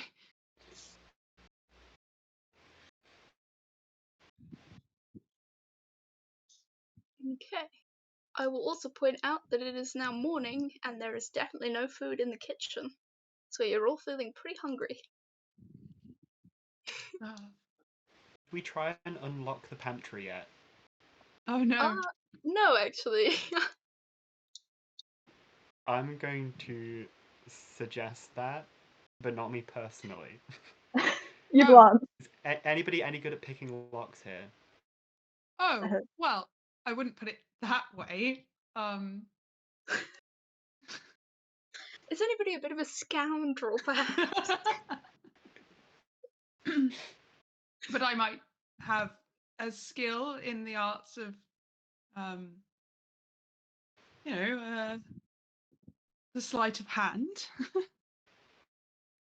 Don't tell anyone that, though. Oh no, it's a secret between us. Yeah, of course. Between us and our hungry tummies. Exactly.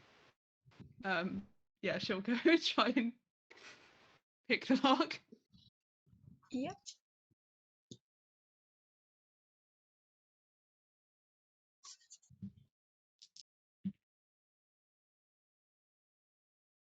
That is a failure. It was an 80 I rolled.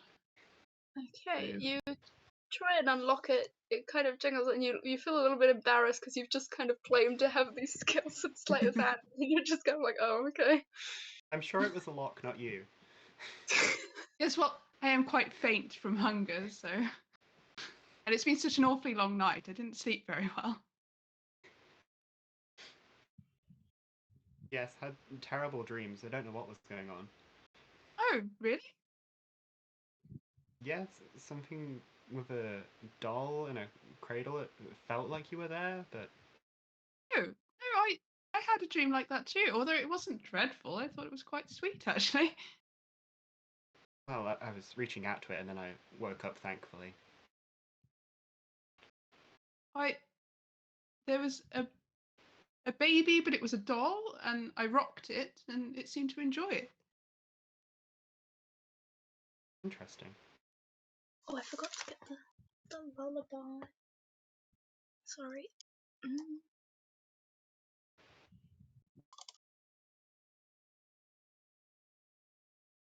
The same dream as well. And did you think it was a nice dream or a bad dream? I wouldn't say it was a nice dream or a bad dream. I mean, I remember it, which says something through strangeness, but I simply suppose I must have eaten too much cheese yesterday. It was an awfully good cheese cart. Yes, it What's was on that? rather.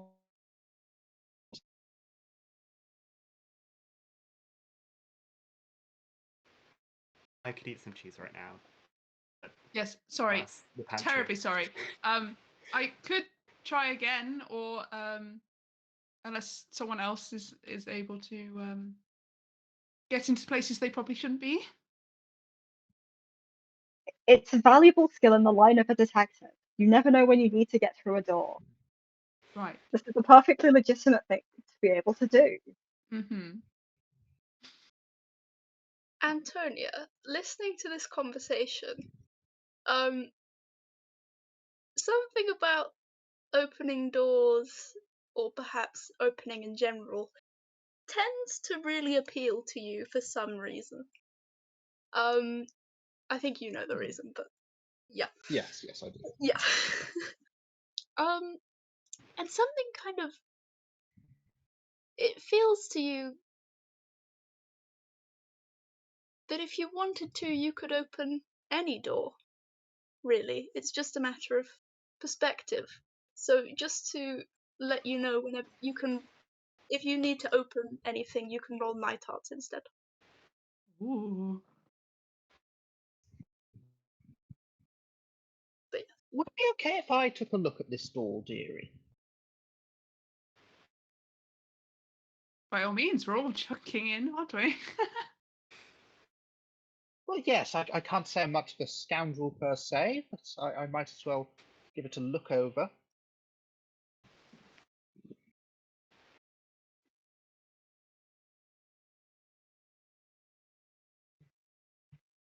I have rolled a 47, which is a success. Hey. Nice. You don't so much you're not picking the lock, you're just opening the door.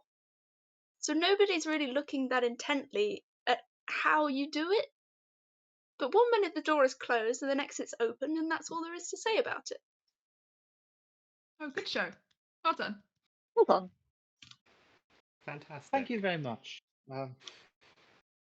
My faith works in mysterious ways, I suppose.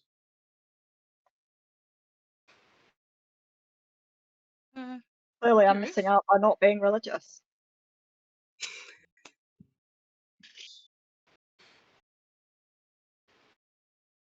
But yeah, sorry. Inside the pantry, unfortunately, it's not a brilliant breakfast. There's sort of some canned ham and some very stale bread that you think is best left untouched. And then there's some sort of hanging cheese that you think is aging, or at least it's been aged. Um, and not much else exciting, but you can just about rustle up sort of an edible breakfast, if not a delicious one. And then outside the house, a horn beeps, and Mr.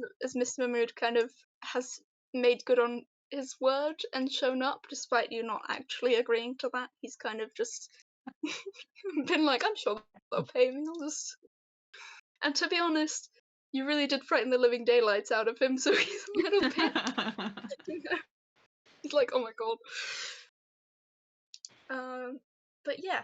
And he gave you a map. Oh yeah, sorry. Let me quickly. So this is. I forgot to tell it. This is the lullaby that you heard. In your dream collective.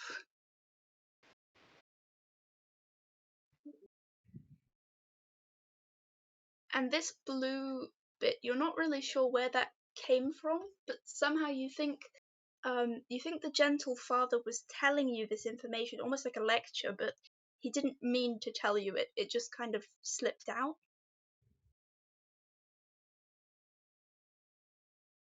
But yeah, sorry.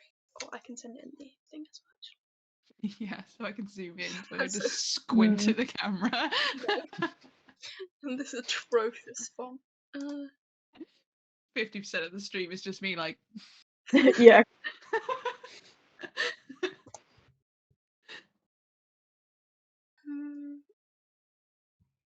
Oh yeah, and here's the postcard.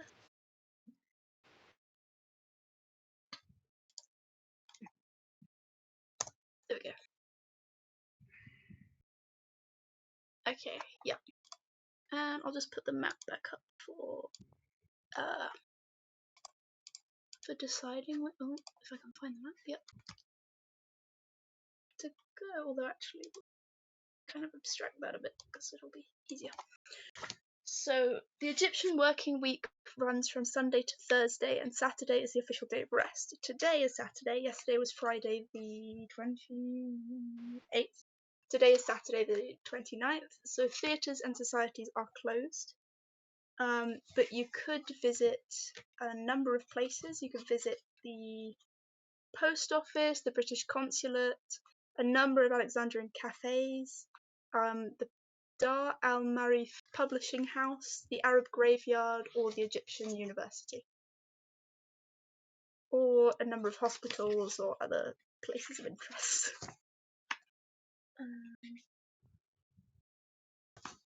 But yeah, so far you just know that she will be somewhere in the city. You've been asked to find her. You now know there's somebody called Gwendolyn, but you're not really sure if she's might be the daughter of the woman you're looking for, the daughter of Loretta. It's a little bit confusing. And yeah, you might also want to find out more about the flute, or I don't know.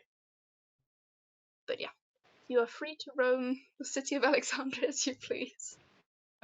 Would the bazaar be closed then? Yeah.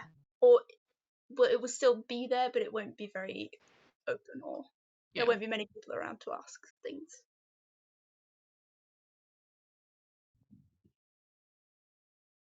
I think we need to find out more about Gwendolyn. Maybe if we visited a hospital, found any records. Detective, you could get your badge out again and try and convince Yeah. somebody. Hospitals or morgues. See if any young women have shown up. Gwendolyn or Audrey? Both, I guess. Audrey's gone missing, but It's Gwendolyn. reasonable to assume one might know about the other as well.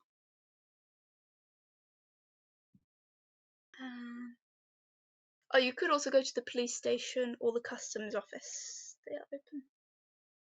And there are 3 hospitals: the military hospital, the Egyptian hospital, and St. Catherine's Hospital.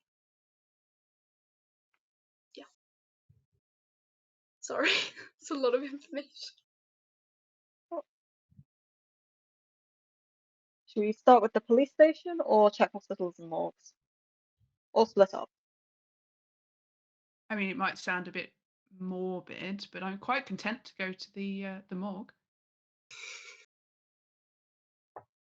Yeah. I mean, it's one line of investigation, so Exactly. Either the people there will know something, or the spirits there will know something. Yes, it is always nice to spend some time in the company of the dead. I like to think so.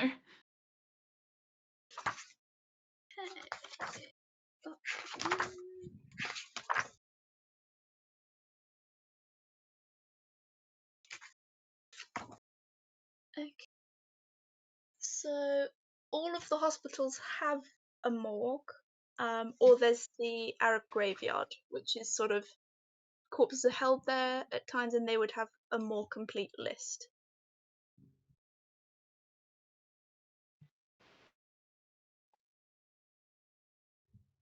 I say we go to the graveyard if they're going to have a more complete list. That makes sense. Cool. Sorry. I guess.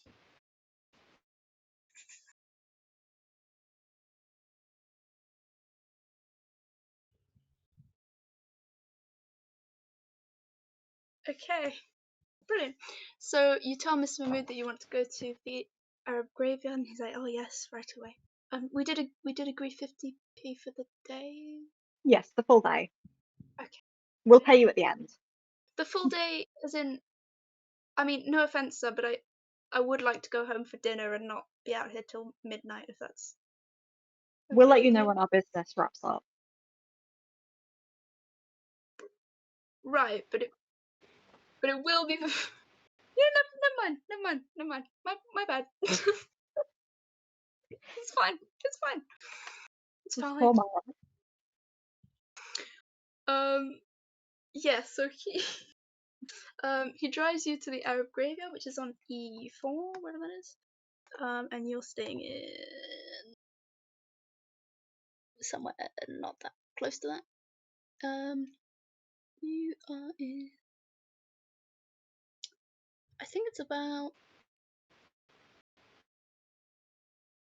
what would be H4, but yeah. So it's about 3 squares over.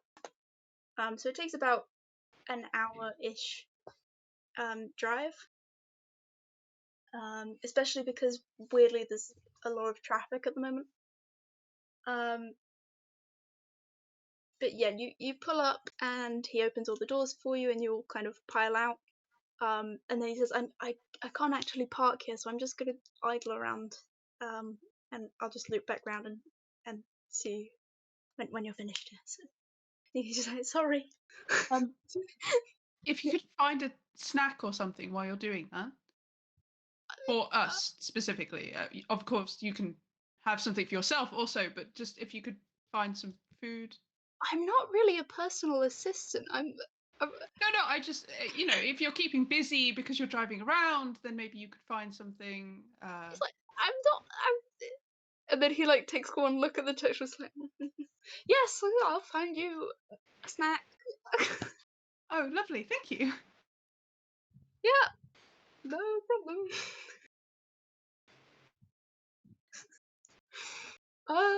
Yeah, okay. You pull up to the graveyard. It's a bright, flat stretch of rocky ground.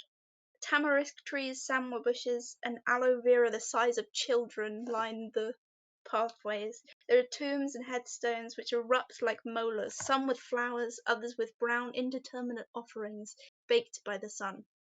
One mound is covered with canvas and secured with rope. A police lieutenant stands nearby, writing something in a notebook. And you haven't actually entered the gravesite yet. There's sort of a it's called a grave gate. I can't remember what they're actually called. That sort of lines the entrance, and he's standing outside a little bit imposingly, writing in this book. Stride up to the lieutenant. Good morning. Hello, sir. We're investigating. I'm an officer from London. We're investigating, Oh, looking for word of a missing woman.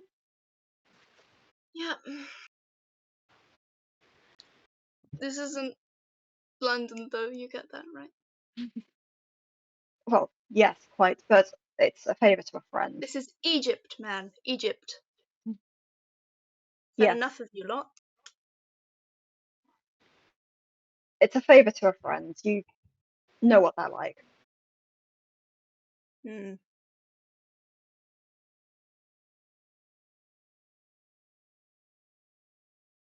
Look, I'm not allowed to just let anybody into here, okay? Is it restricted access? Well, yeah, haven't you heard the news? No. There's been a murder. Oh. Is it of a young woman? No? Probably nothing to do with us then. Sorry, you've murdered a young woman. Why did you have to phrase it like that? We're looking for a young woman. Are we not? Yes. Two, in fact. No murdering.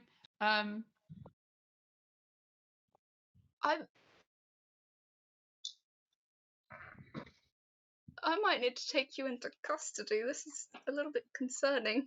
Well, we were here to see if either of these two women had turned up on the list in the morgue. I don't know anything about that. Do they not have a list of the recently deceased? Well, yeah, probably inside, but Well, yes, that's where we're trying to go. yes, I understand that, but you're not. Have some respect. For what A man has exactly? died here. Sorry, someone's Well, been murdered in a graveyard. Well, yeah. Oh, seems like good planning of the man. Sorry, are you. Would anyone like to roll some kind of social role? I'm not a social person. Mhm. You get can- +10 to allure at the moment. That's I've got 0 in It's it true. normally, so True, it's true. yeah, maybe not too reliable.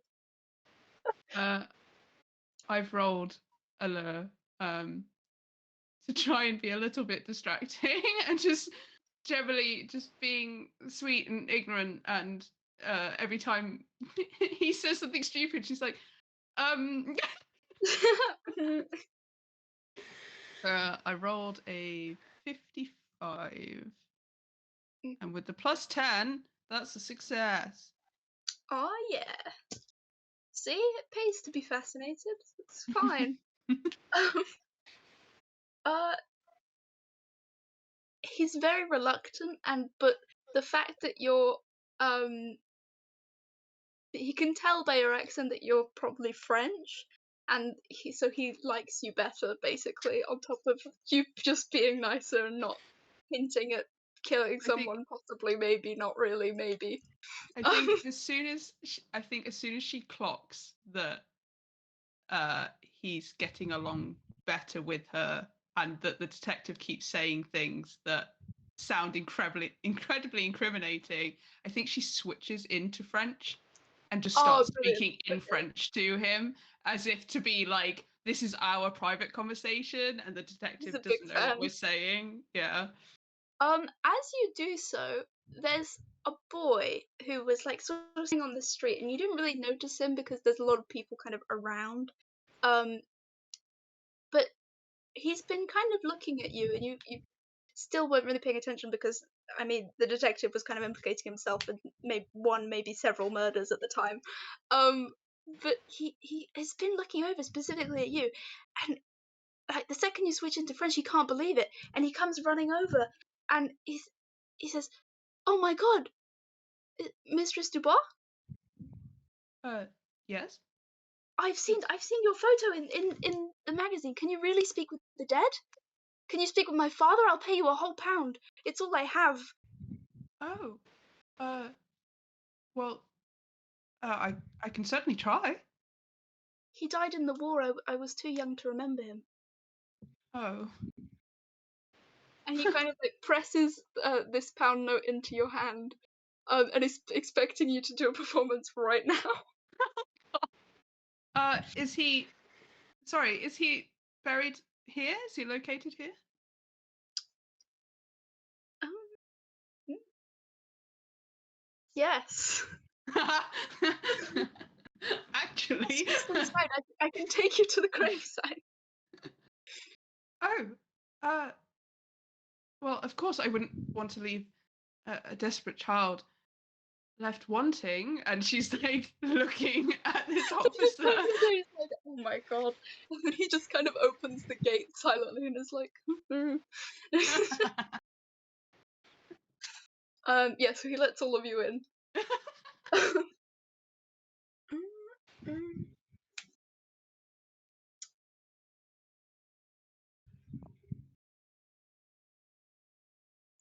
There, as you, yeah. So he leads you through, and he leads you to a grave that is nicely upkept, if a little bit, it's a little bit dilapidated. It's clear that it's not in the kind of richer area of the graveyard. And it just has some simple jasmine flowers left at the site. Actually, yeah, sorry. Yeah, Evelyn, you recognize that it's jasmine. And Antonia, you realize this is the same flower that you were given earlier. Yeah, and the boy kind of excitedly says, "Oh, Mr. Dubois, it's amazing to meet you. My name's Kareem. I've seen your posters, and I've always wanted to come and speak with you. But can you hear his voice now? What's he saying?" Well, you'll have to give me a moment, and I need to concentrate and Yes, of see course. if he's around. And she will absolutely have already got various trinkets and stuff on her person that she can put out and place on the gravesite and around her, and she'll obviously light a candle. Oh, that's gonna be fun. Because that's just part of her thing. Yep. Yeah. But obviously now that's going to be incredibly distracting. Okay. Now, on a meta level, are you for this rolling night art or are you rolling performance? Okay. So Are you a sham? dum dum dum. I would like to roll night arts first. Because if she does sense something, then she senses something, and if she doesn't, then that's when she's going to have to start playing something else. Yeah. Okay. I'm gonna give you a +10 to the threshold for this because of the candle. Because you're really like, oh. Okay. So that means wait, so that's a minus. Yeah. Sorry. Yeah, minus 10. Wait, no, wait. So it's yeah. It was evened out, right? Because it was already -10 for fascination. And then +10. I'm trying to give you another negative. I'm trying to figure out how that works. Maths Yeah. is not my strong. Is it a -20? So it's Yeah. minus 20 total. Right. Yeah. So then that would be.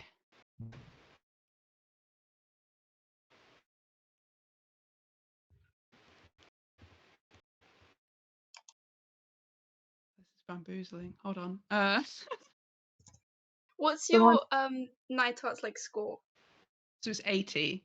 Minus 20 would make 80. it 60. Oh, okay. So then you would have. Yeah. So you need to roll 60 or below to get a success.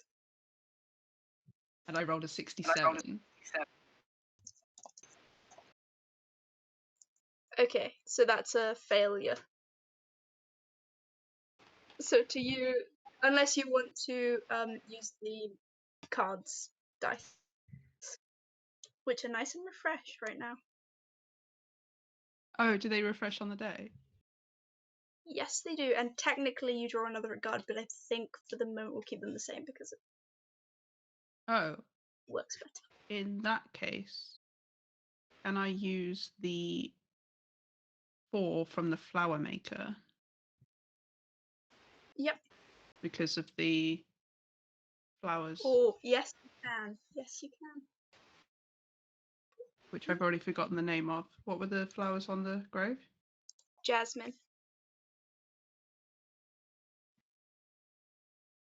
And actually, you kind of, because you're paying attention to them a little bit, you notice that they've been burnt a little bit, which is a little bit weird to kind of burn them and then leave them. You would think either you would burn them totally or leave them as they are, but yeah.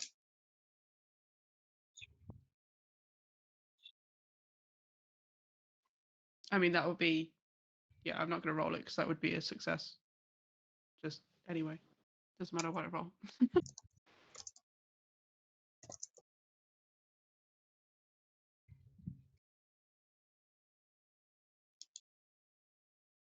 Okay. Yes. Yeah, you do detect kind of a voice floating around, but the general feeling is just, I'm so proud of you, Kareem. Thank you for keeping me in your heart all these years. Um, and I wish I was still there to see you. It's all just that kind of thing. It's not really a consistent narrative. Sometimes you get spirits that are, and sometimes you get kind of just these echoes of people and their general vibes. And in this case, it's more just a general thing. I think she tries to sense out. She closes her eyes. She tries to sense out, and then she kind of opens her eyes and is looking at the candle and gets distracted by the candle. And then after a moment, her eyes kind of like flick over and notice the burnt jasmine, and is actually more distracted by what does that mean than the candle. And then that's when she kind of goes into this and can hear him, and she starts basically telling the boy what he's saying, but not in a sense that like she's being possessed or anything like that. Like she's just telling this boy like he's very proud of you and he's saying these things, and his presence is here.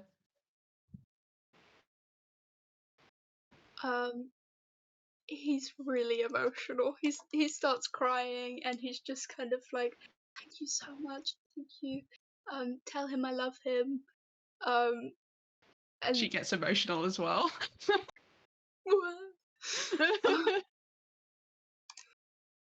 yeah, um, yeah, and he's kind of like, he has some matches and he sets the jasmine alight again a little bit and then puts it out. Which none of you have ever seen that practice before. But it seems to be like more of a local tradition, maybe. Um, yeah, and he just keeps saying thank you, and he's crying. But then I think he's just so kind of overwhelmed by the emotion that he just like sits by himself a little bit, and he's so grateful to you. And such a big, he's like a super fan as well. Oh, But he's just like he needs to go and sit and cry a bit. I think Yeah. as she's packing up her stuff and pocketing everything, I think she would take his hand and just, make sure that he feels like he's been like seen and that he's appreciated and stuff. And she does that thing that parents do when they slip money into your hands when they like are trying to hide the fact they're doing it, and she gives the money back.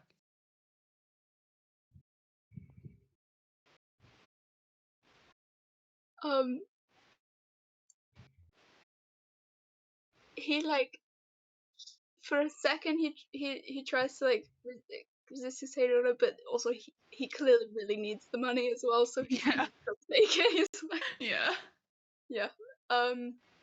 Yeah, and then he kind of he says, "Oh, thank you so much. Thank you. You've changed my life. Um I'll tell everybody about you." And then he goes off.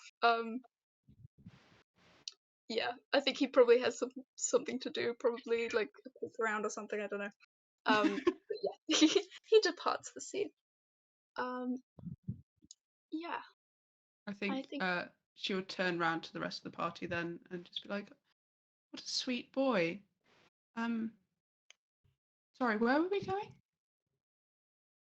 Morgue. Right. Yes. Well, we're in. Let's go. um would anyone like to roll me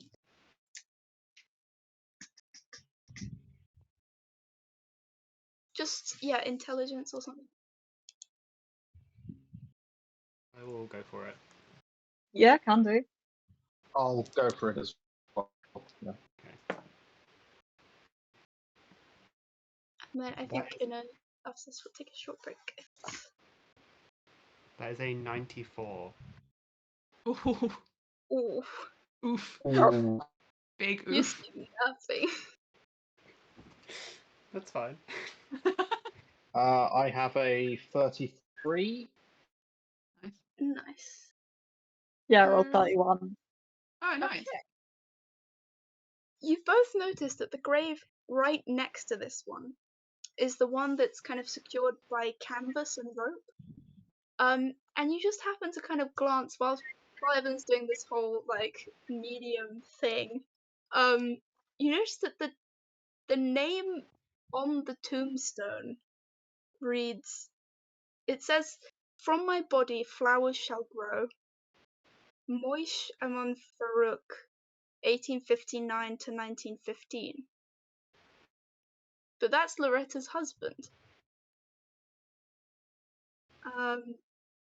And if you notice there's another small bouquet left on the grave, but it's been trampled into petal juice. Like it's the tombstone is also shoved in violently, like the angle of a broken neck. It's really, there's something about it that's really off-putting and kind of jagged. And the epitaph that's been kind of scorched into the stone as well. It doesn't look like it's been normally like they're carved, right? But this is like blackened around the edges, and it's really striking, to be honest. And the two of you are at risk of dread. Oh, no. Triple dread. Triple dread. No. How much more dread You're can so we fit in this risky. bad boy? So much dread.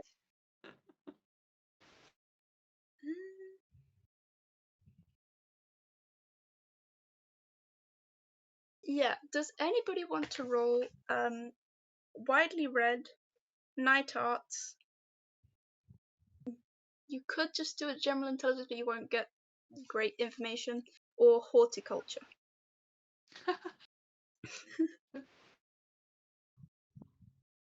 My tarts, if possible. Mhm. That's a 9. I'm rolling really well today. Ooh. You are.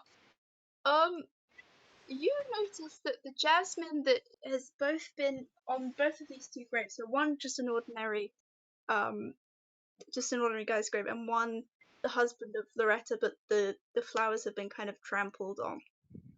You notice that this is not only jasmine, but Arabian jasmine, which is specifically an Egyptian strain.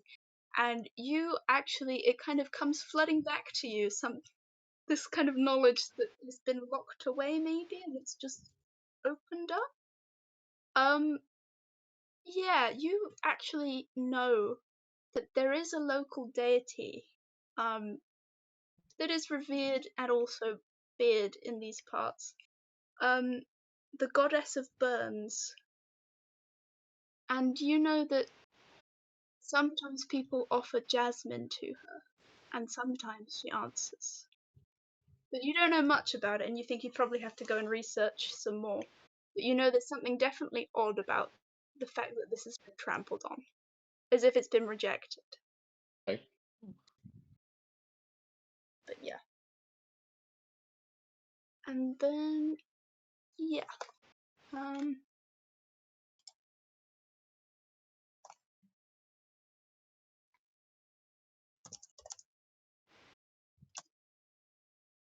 mm,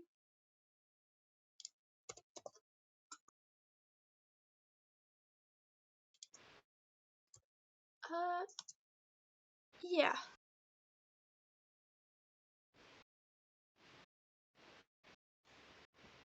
And yeah, the grave is definitely Moishi's, and something odd has happened to him, you think.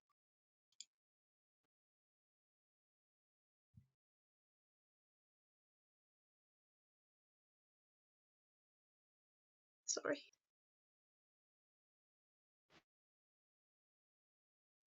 You also note that despite having been squished, they still seem fresh, and they can't have been picked more than a few days ago. But yeah. And we will head to the morgue. I think first we're going to take a short break. Thank you for being a part of Sense and our work to create a world where no one is left out of life, no matter their disabilities. With the help of amazing people like you, Sense has expanded our support to over 30,000 people who are deaf-blind or have complex disabilities, parents, carers and siblings. That's 2,000 more than last year. Your generosity has enabled us to show 6,000 children and families new ways to communicate, connect and play, and give 3,400 people a chance to escape loneliness and enjoy companionship and laughter. This year too, 10,000 people loved getting stuck into our inclusive arts, sports and well-being activities. In a sense first, 1,000 families received vital assistance from our emergency cost of living grants. Through your enthusiasm and generosity, you raised £13 million to help more people get the support they need. And our shops received over 1 million bags of donated pre-loved items. Thank you to everyone who joined us to campaign for change. 80,000 of you signed our petition calling for greater financial support to disabled households during the cost of living crisis. Groundbreaking research has shown that there are 1.6 million people living with complex disabilities in the UK. Together, we can keep expanding our reach, ensuring that even more children and adults who are deaf-blind or who have complex disabilities can take part in life. Thank you. Find out more about the difference you're making. sense.org.uk/our-impact. Registered charity number 289868. Thank you for being a part of Sense and our work to create a world where no one is left out of life, no matter their disabilities. With the help of amazing people like you, Sense has expanded our support to over 30,000 people who are deaf-blind or have complex disabilities, parents, carers and siblings. That's 2,000 more than last year. Your generosity has enabled us to show 6,000 children and families new ways to communicate, connect and play, and give 3,400 people a chance to escape loneliness and enjoy companionship and laughter. This year too, 10,000 people loved getting stuck into our inclusive arts, sports and well-being activities. In a sense first, 1,000 families received vital assistance from our emergency cost of living grants. Through your enthusiasm and generosity, you raised £13 million to help more people get the support they need. And our shops received over 1 million bags of donated pre-loved items. Thank you to everyone who joined us to campaign for change. 80,000 of you signed our petition calling for greater financial support to disabled households during the cost of living crisis. Groundbreaking research has shown that there are 1.6 million people living with complex disabilities in the UK. Together, we can keep expanding our reach, ensuring that even more children and adults who are deaf-blind or who have complex disabilities can take part in life. Thank you. Find out more about the difference you're making. sense.org.uk/our-impact. Registered charity number 289868. Thank you for being a part of Sense and our work to create a world where no one is left out of life, no matter their disabilities. With the help of amazing people like you, Sense has expanded our support to over 30,000 people who are deaf-blind or have complex disabilities, parents, carers and siblings. That's 2,000 more than last year. Your generosity has enabled us to show 6,000 children and families new ways to communicate, connect and play, and give 3,400 people a chance to escape loneliness and enjoy companionship and laughter. This year too, 10,000 people loved getting stuck into our inclusive arts, sports and well-being activities. In a sense first, 1,000 families received vital assistance from our emergency cost of living grants. Through your enthusiasm and generosity, you raised £13 million to help more people get the support they need. And our shops received over 1 million bags of donated pre-loved items. Thank you to everyone who joined us to campaign for change. 80,000 of you signed our petition calling for greater financial support to disabled households during the cost of living crisis. Groundbreaking research has shown that there are 1.6 million people living with complex disabilities in the UK. Together, we can keep expanding our reach, ensuring that even more children and adults who are deaf-blind or who have complex disabilities can take part in life. Thank you. Find out more about the difference you're making.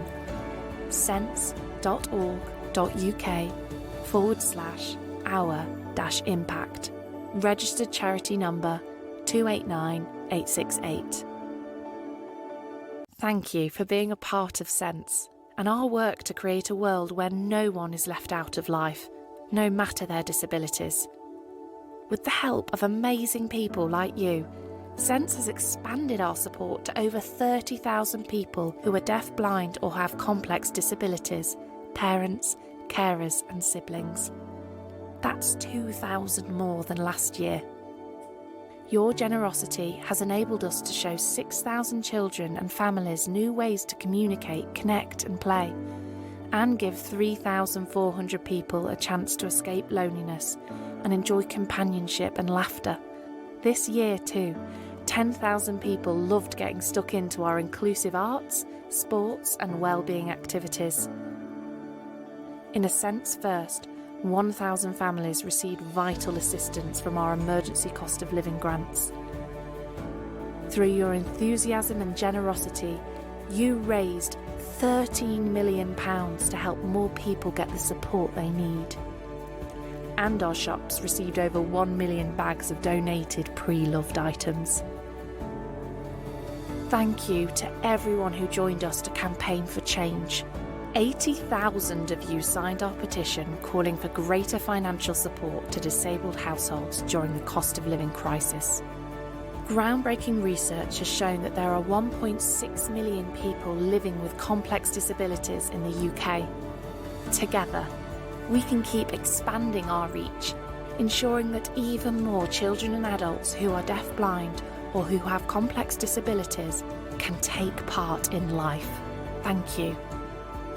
Find out more about the difference you're making. sense.org.uk/our-impact. Registered charity number 289868. Thank you for being a part of Sense and our work to create a world where no one is left out of life, no matter their disabilities. With the help of amazing people like you, Sense has expanded our support to over 30,000 people. Hello, welcome back. So we are on our way to the morgue.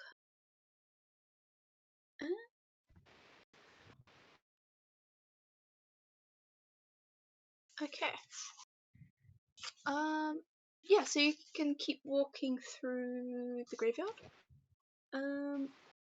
You see in the distance there's also Pompey's pillar and some sort of catacombs, but it doesn't seem that relevant, but just in the background.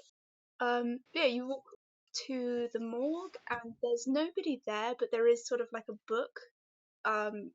And this is quite common in most graveyards, so Evelyn would probably be most familiar, but also possibly Antonia. And I don't know how often the detective gets to graveyards or a scholar, but typically there is kind of a record of all the deaths and all the people that were buried there and what dates and stuff.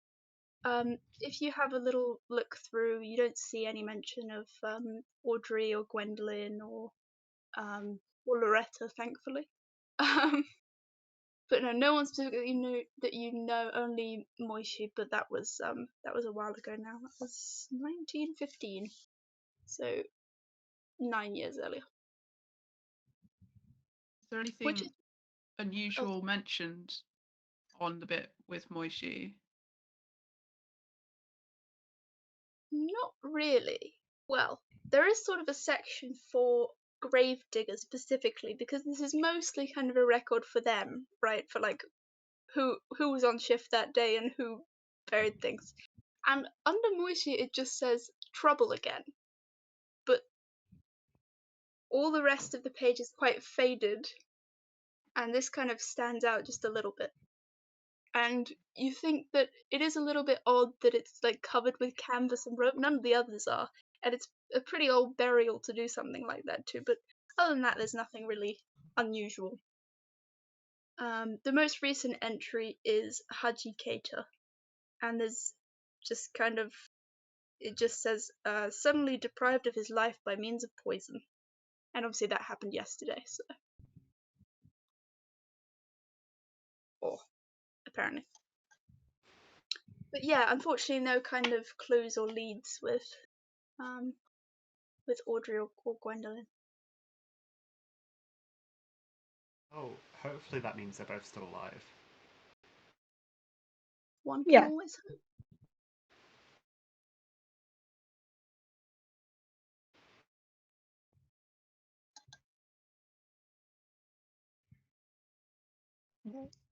Should we check the hospitals for Jane Doe's or similar? Or venture elsewhere?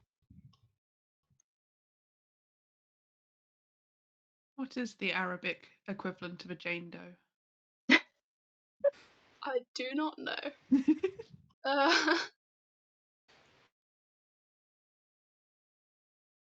There probably is one, but I do not know it.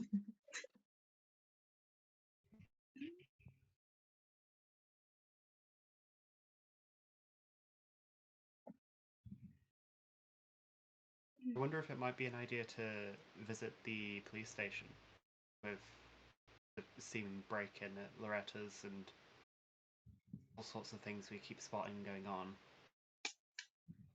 Yes, we probably should alert them to the break-in. Yeah, if you swing back round with to where Mr. Mood dropped you off, he has managed to rustle up some cakes, so that's quite pleasant. Kind of almond cakes.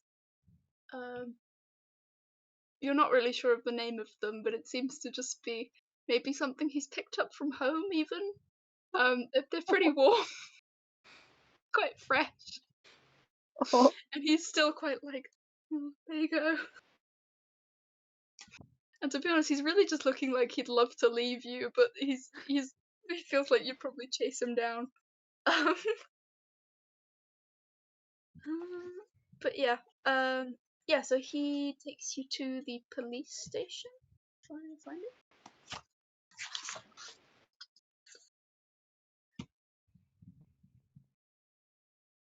Okay, yeah. So he takes you to a circular tower with a pointed roof overlooking a broad open street.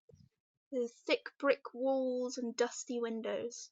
Police officers in white summer uniforms and navy blue berets, and senior officers in jackets and red fezzes. The sound of typewriters, telephones, and muffled conversation fills the air, and there's a haze of cigarette smoke. Lieutenant Madabney, I forgot what the name was, is filling in forms at his desk. Captain Khalil stands smoking a cigarette and notices you as you enter. Immediately, he spots Detective Rathbone, and he looks abashed. He says, "Is that you, old friend?" Once you got him out of quite a sticky situation involving the chief constable's daughter and an apparently unlocked supply closet while Khalil was on secondment to the Metropolitan Police. He's still grateful for your assistance in sorting that little matter out. So he looks upon you quite favourably. hi, good to see you again. How's you been keeping? Oh yes, quite well, quite well. I'm actually a captain now. Oh, well, congratulations. I'm Thank you. sure you deserve it.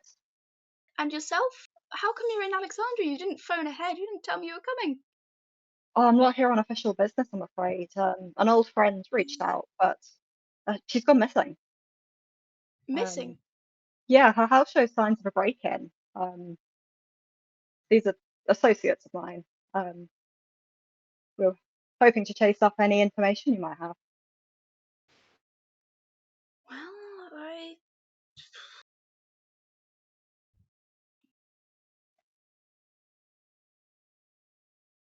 I have some notes, but I really shouldn't be sharing them with. I mean, no offense, but you're not here on official business. I can't just be handing out my case files. You know that. Can you not make an exception at this one time? Okay. You know what it's like. Getting sent here on official business would be closes a lot of doors. I did help you out that one time. You did. I haven't forgotten. We have travelled an awfully long way. Well, that is true. I remember the train well enough. But I imagine you had a nicer trip. Could you please roll me? Do you have negotiate? Me, I've got 45 in that, yeah. Yeah, roll that with a plus 20, so you have to roll 65 or lower. Because actually, no, plus 30, 75 or lower. Because he really does owe you one. Well, I've rolled a 97, so Oh, Oh, would you like to maybe I think we might have to use a dice on that. Okay, so to remind you, you've got the door in the eye. Oh, it will load. The flower maker. The sun in rags. And the lionsmith. In order to use the dice from one of the cards, you have to be able to make a connection to the card, but it could be anything. So you could be like, as an example, you could be like, well, he's in uniform and the guy's in uniform, so that's it could be as tenuous as you like.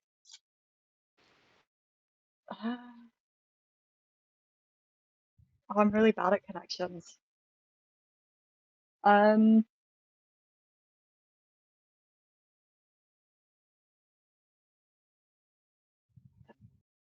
You could use the door and the eye, because the eye is about watching and looking Like out for things like a detective seeing a or a police file. officer. There we Uh, go. There we go. That works. Hold on. And Okay. detectives are like a door. Detectives also, yeah, like a police officer is the surveillance state, so it's always watching. So, so true, for real, for real. But let's not get into that. So the D4 is gone. Is that right? Yeah. The D4 is gone, so you've got the yes. D6 is the lowest.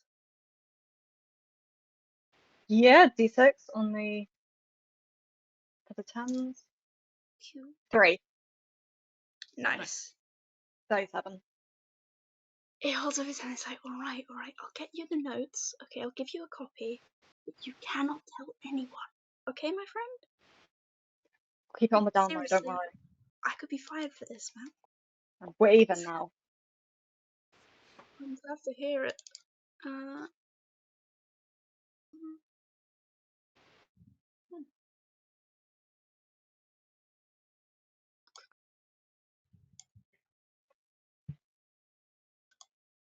Now, you didn't actually say the name of the... Oh, hang on, that's open in the wrong tab. Sorry. Yeah, you didn't actually say the name of the person that you were looking for, so he's just given you these notes instead. Which luckily, weirdly, line up quite well to what you might want. I can post that in the thing as well.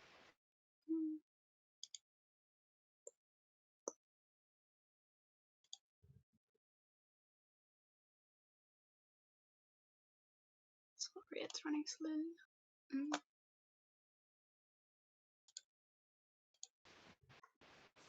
But yeah, these are his case notes on a kidnapping of someone you might be quite familiar with, Gwendolyn Farouk. Huh. Who was abducted on the 29th of June 1924. Today is the 29th. Well, it's actually not meant to be, it's meant to be the 30th, so I should say this happened like in the night, maybe.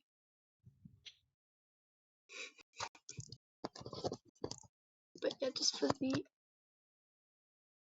Does anyone want to read this out just for the people watching, maybe? Can do. Yeah. Notes on the Shatsby abduction, 29th of June, 1902 dash.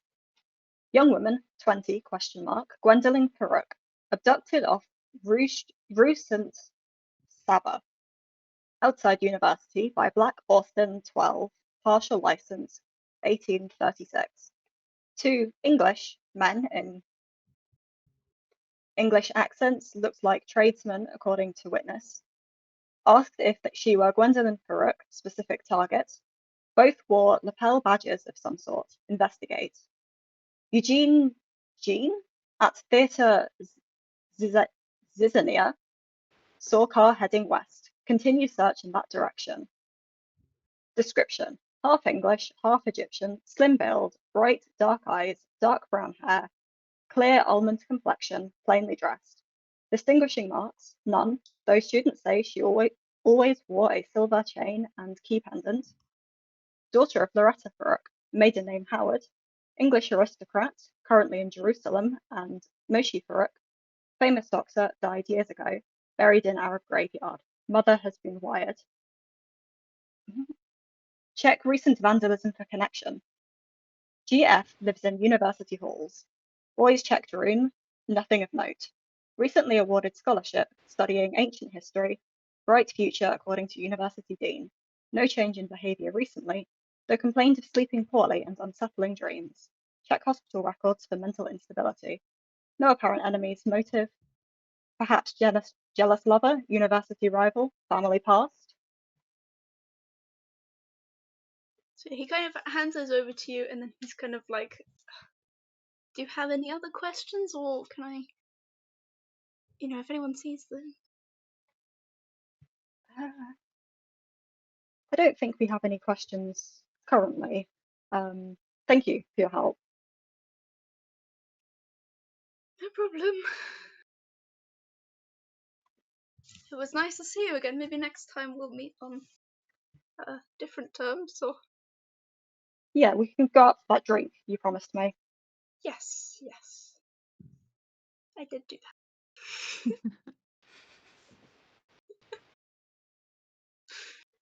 Okay. I think Evelyn would take the detective to the side a little bit and be like, do you think it's worth mentioning that although she wasn't staying at the house, it was ransacked?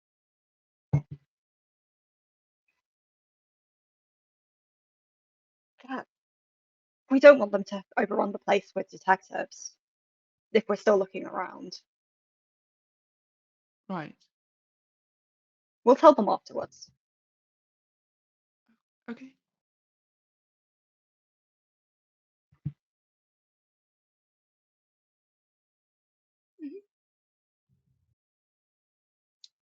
Okay. What do you want to do next?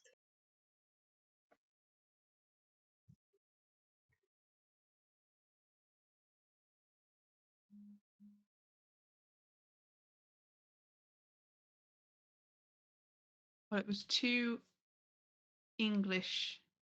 suspectedly English gentlemen who have apparently taken Gwendolyn.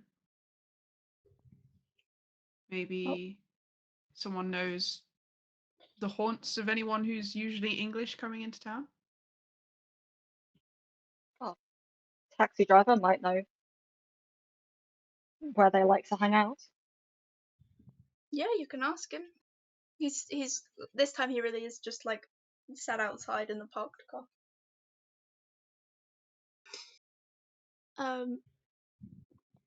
Well, of course, you'll have gone to the consulate.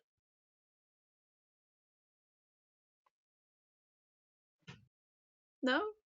Mhm. But some of you you haven't been. No, that's fine. That's fine. I would recommend it, certainly. No? That's yep.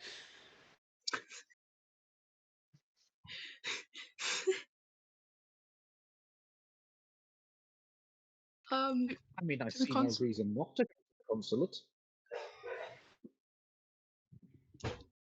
You are all here legally, correct? Yes. Yeah, of course. Yes, definitely. Right. So, I mean, we showed our papers. yes. And you went to the consulate. So I'm a nun, and they don't really, they don't check those things. Right, yes. Yes, of course. Yes. Are we doing something wrong? Sorry, there's usually people to do this for me. Right, well, no, I mean, well, in your case, madame, I think you would probably be better in the French Quarter anyway, but it's customary, one might say. To No, you don't need things stamped or I don't know. What do I know? I'm just a taxi driver. It's fine. And a very good one at that. Should we go there then? Yeah, good suggestion. I'm just saying if a British citizen has gone missing and you're concerned, which you seem to be, the first place I would look is I'd perhaps contact the home country rather than. I don't mean to speak ill of your friend, Miss Loretta. I mean, I have met her quite a few times. She's very well liked in these parts. But it's a little bit odd to contact four random people rather than just go to the consulate. But that's,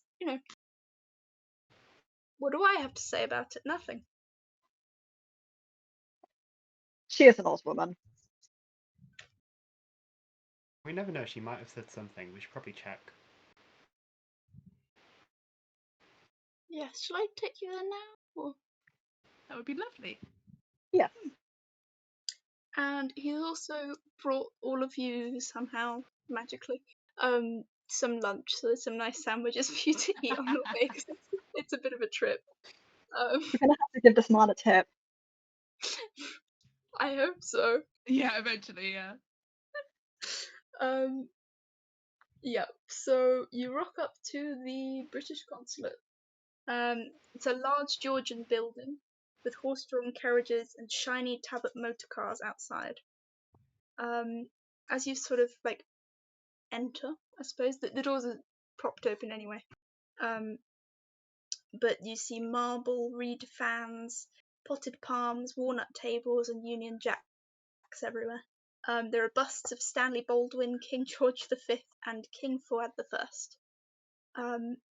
It's quite quiet apart from the echoes of footsteps and the occasional telephone ringing. In the waiting room are diplomats, secretaries, foreign dignitaries, expats, and Alexandrians alike waiting for appointments. In the sort of centre of the room, the Undersecretary Lawrence Boscombe sits behind a polished desk and raises his eyebrows inquiringly. Actual.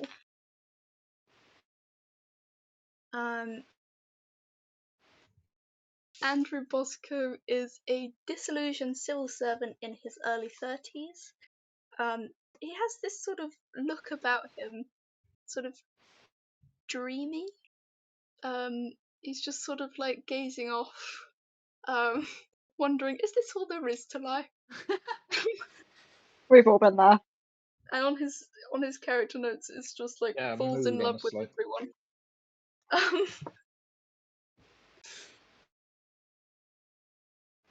But yeah. So yeah, he's sort of the one you would direct questions to.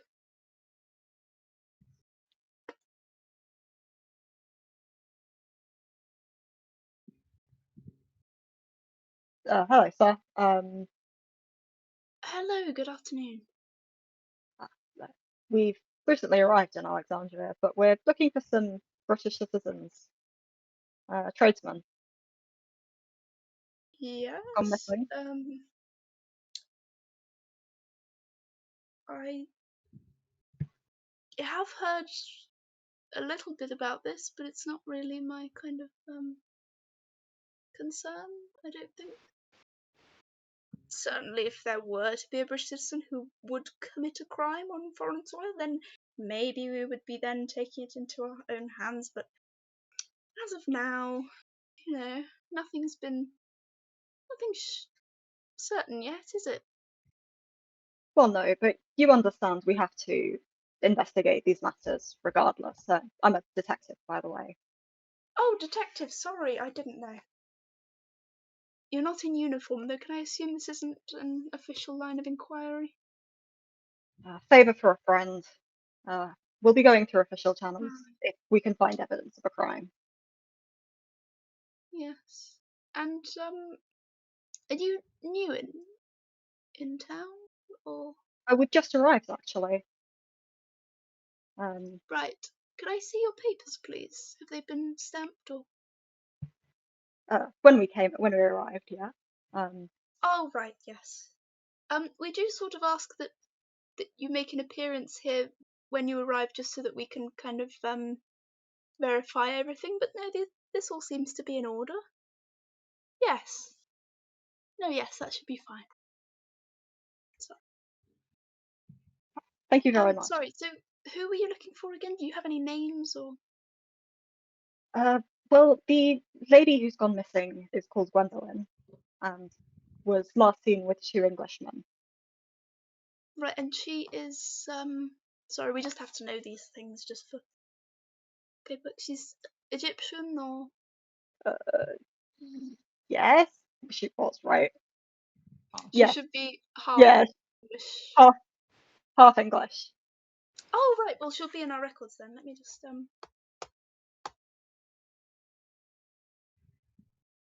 Actually, sorry. Did you say Gwendolyn Faruk? Mm. Yes, Well, no, actually, it's the strangest thing. I mean, we had a fellow come in here last week, naval chap, what's his name? Captain Welland, yes. And he was asking just the same thing about her, but no, we couldn't find any trace, which is very odd because, as you know, anybody who's of any British heritage should be accounted for in our records, and yet she just wasn't there at all. Very strange. That is certainly bizarre. How would someone go unnoticed like that? Could someone have removed the records? Well, maybe, but I wouldn't like to make such accusations. But it's a big city, there's a lot of people, although, to be honest, us expats do tend to stick together a little bit. We tend to know each other. I mean, yes, Gwendolyn was, hang on, I've now forgotten which one she actually. Yes, Gwendolyn's Loretta's daughter, isn't she? But when we looked, there was just nothing there. Certainly odd. Yeah. Did this captain say anything about why he was looking for her? Well, no. You don't think it's anything weird, do you? Well, considering she's gone missing. Well, yes, but he's a respectable fellow, this chap. He's not some kind of criminal. Truly. All Well, sorts can commit a crime. well, yes, but so could you, as far as I know. You're the ones asking about her. Well, yes, it seems quite a coincidence, though, isn't it, that this naval entrepreneur's turned up asking for her. She's not on the records. You presumably tell him that she's not on the records, and then she disappears. Well, now that you put it like that, it is a little bit weird. Hmm.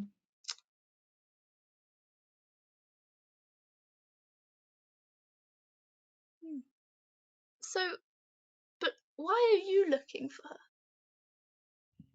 Favour to her mother, an old friend. Yes, we all liked Loretta. Such a shame after Moishi died. She was never really the same. She kind No, of, I think Gwendolyn was her only comfort at that point, and then obviously when she went off to the university, it was a bit, well, just a shame generally, really. But no, if she's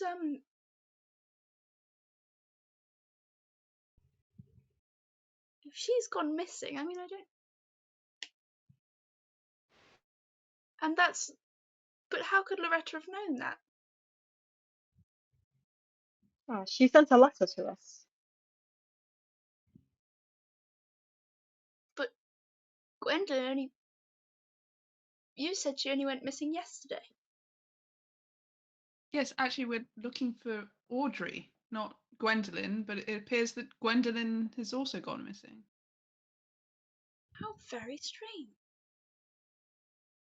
I assume Audrey is in the book. Audrey Howard, yes? Yes. Yes, no, she's not.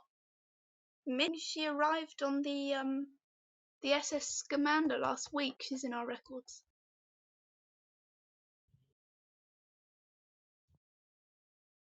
So No? she turned up last week? Yes. Audrey turned up last week on an SS ship, and the same week a captain turned up looking for Gwendolyn.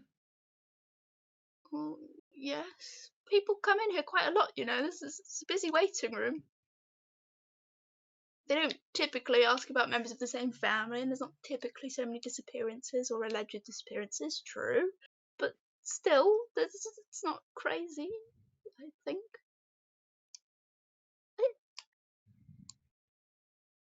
Okay, maybe it's a little bit suspicious. I'll just mark it down here, okay?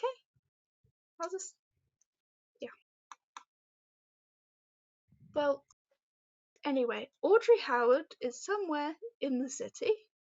Gwendolyn, I'm very sorry to hear about her, but I'm afraid that's none of my business. She's not in our records anyway. And it's, Loretta's gone and we all know about that, so. Can I help you further? Or No, you carry on with your incredibly important and very interesting day. thanks so much.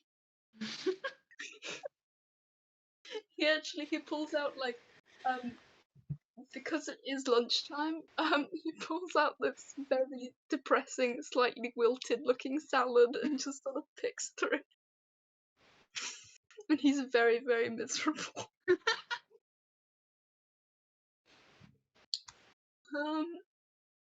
Okay. What was the name of the captain again? Welland, Welland. And the ship? SS Scamandra, which is Scamandre.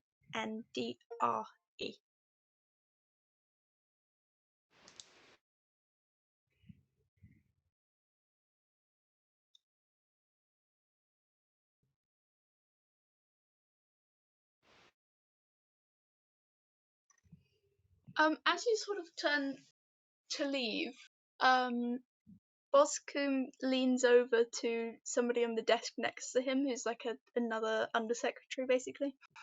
It's just like, I mean, can you believe that?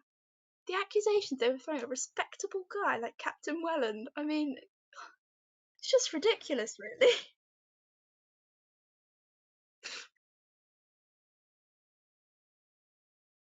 Anybody's free to come and ask questions.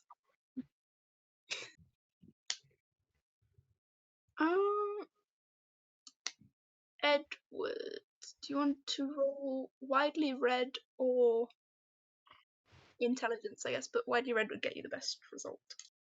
I will go for widely read then. So I need a 70 and under. Oh, it's a 71. Oh, that's painful.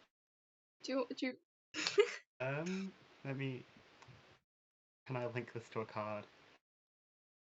Yeah, it's about Captain Welland specifically, and a certain manuscript you may or may not have. Okay.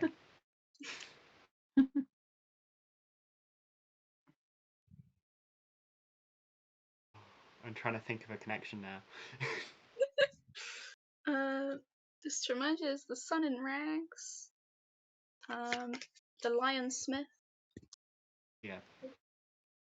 the Flower Maker, and the Door in the Eye.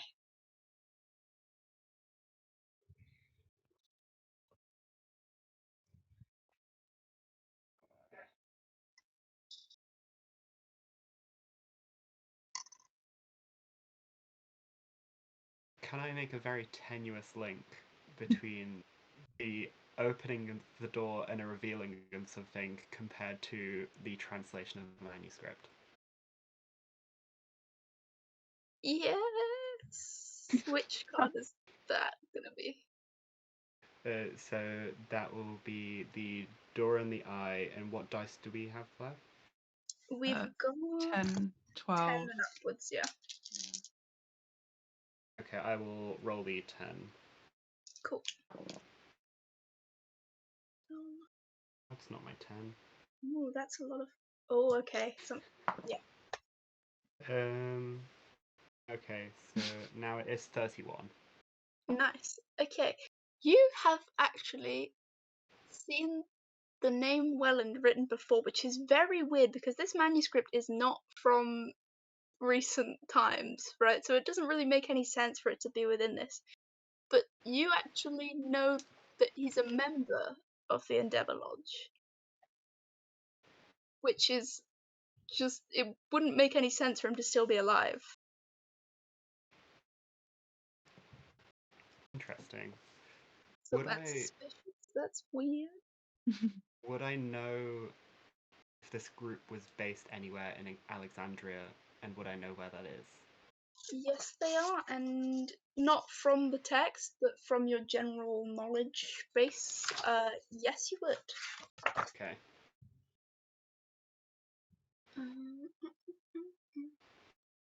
Can find.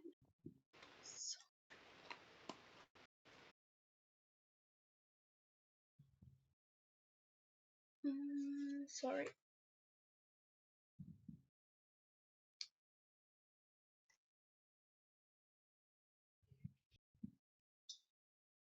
Yes, in the British Officers Club.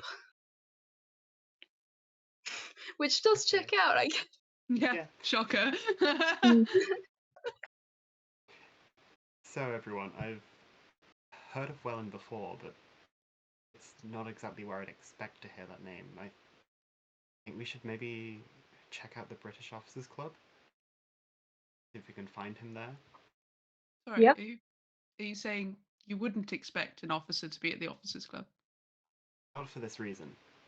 The manuscript I'm translating, it's linked. I don't really know how, but I think it might be important to find out. Wait, the manuscript is linked to him or to the location? His name appears in the manuscript. Sorry, you said the word manuscript, and I assumed that meant it was ancient. This is the issue.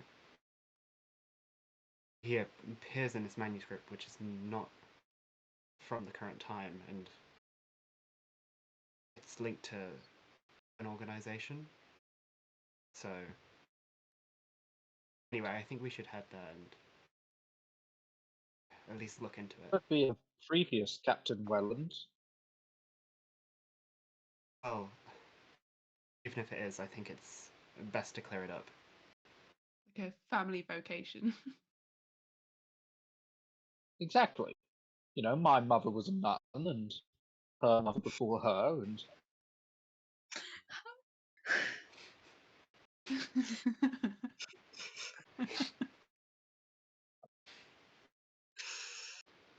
Okay.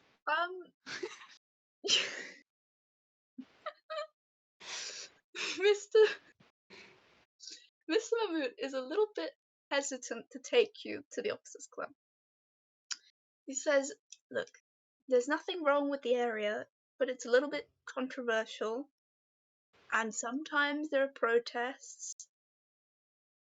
I'm not, you know, I'll take you, but I'm just warning you. What exactly are they protesting? I mean, only 2 years ago they handed us back Egypt. It's a bit contentious right now. Right, yes. Yeah. Of course. It'll be fine. It'll be fine. I'm just. So he drives you up to.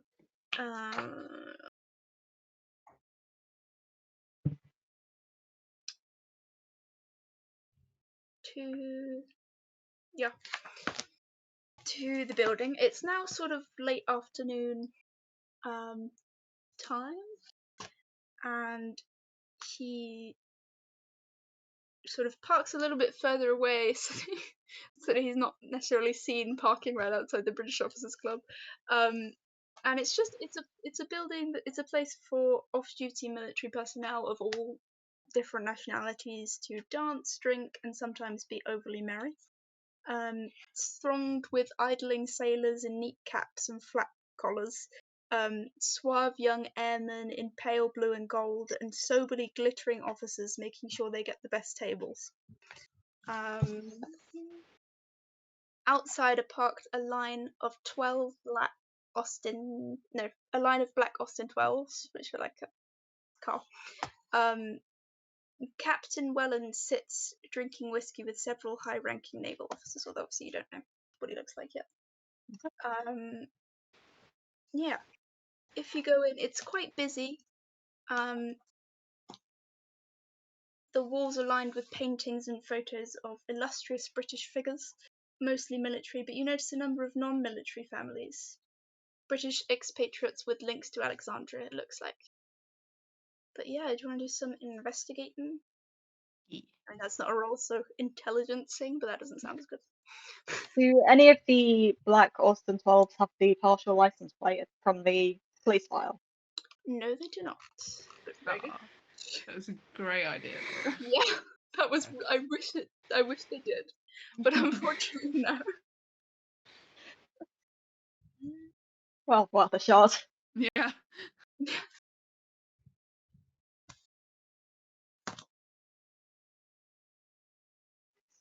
Yeah, let's see some.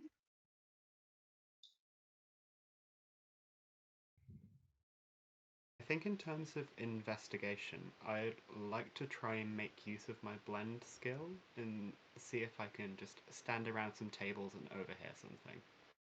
Very nice. Oh, I was Yeah, actually about to propose the same thing. Okay, nice. brilliant. Two very sneaky, hopefully, Yeah. approaches.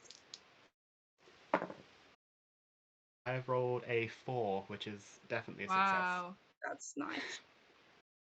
It's good. I have rolled a 55, which is just about a success. Great. Nice. Nice. Okay, so you're both kind of blending in.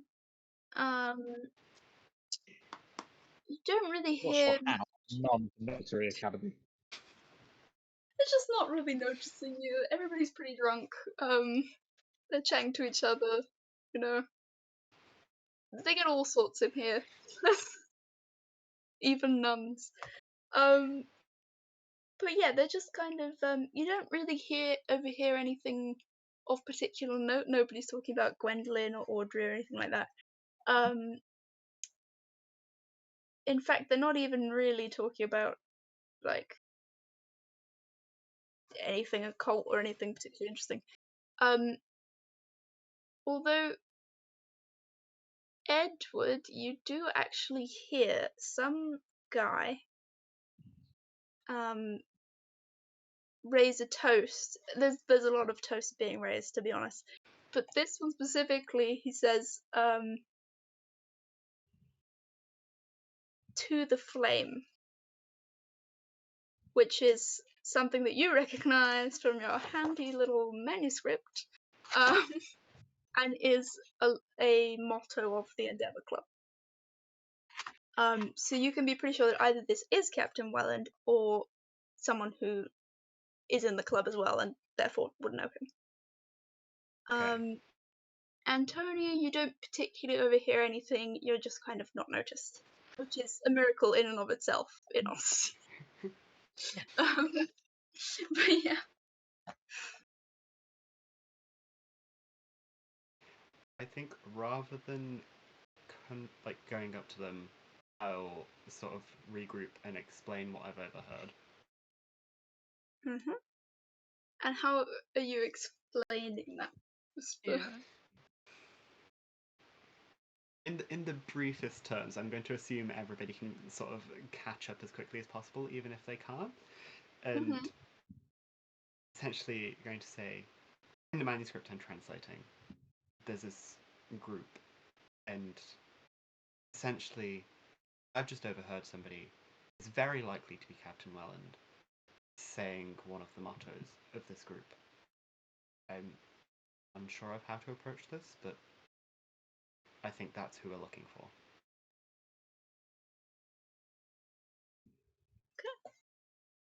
Do we want to be associated with this group, or is that the opposite of what we want? Well, if they kidnapped a girl, then probably don't want to be associated with them. Well, I just mean, is this our in, or are we playing ignorant and then seeing where it goes from there? Edward, could you convincingly pretend to be part of this group? I could make an effort, but it's very likely to go wrong. I, however, Good at that? give it a go. Bit of showbiz. Edward, are you still carrying the vial of liquid? Oh, I am carrying the vial. Okay, cool. That's fine. Good to know. Good to know. Yeah. I just gotta do some rolls. Don't worry about it. No, he sort of just pocketed it the moment the situation was over, and has just been carrying it around this entire time. He's honestly forgot it's really there, so. Welland looks up at you and locks eyes with you. Pretty. He's yeah. Is described as a flinty, fiery naval captain with quiet but sure authority. and he's looking at you not hostilely, but sort of you're very much aware that he is aware of you. Am I aware Yeah. of who this is? You know that, like, without a doubt, this is definitely Welland, and you have a feeling it's the one in the manuscript, even though it doesn't make any sense to you. But you're just like, this guy, Okay. But he just kind of like, he doesn't seem. If there was a neutral and a disapproving, he's kind of like just above the line of neutral, right? He's Yeah. not exactly jolly, but he's pretty like, he's just like, come over here. He kind of gestures to you, and then he kind of like notices that you're standing in a group and kind of gestures to all of you, come over. I think we have all been noticed. Yes, I think it's now or never, and she's Should gonna probably link go for arms. this. Gonna link arms with Mr. Frank and wander over. Wonderful.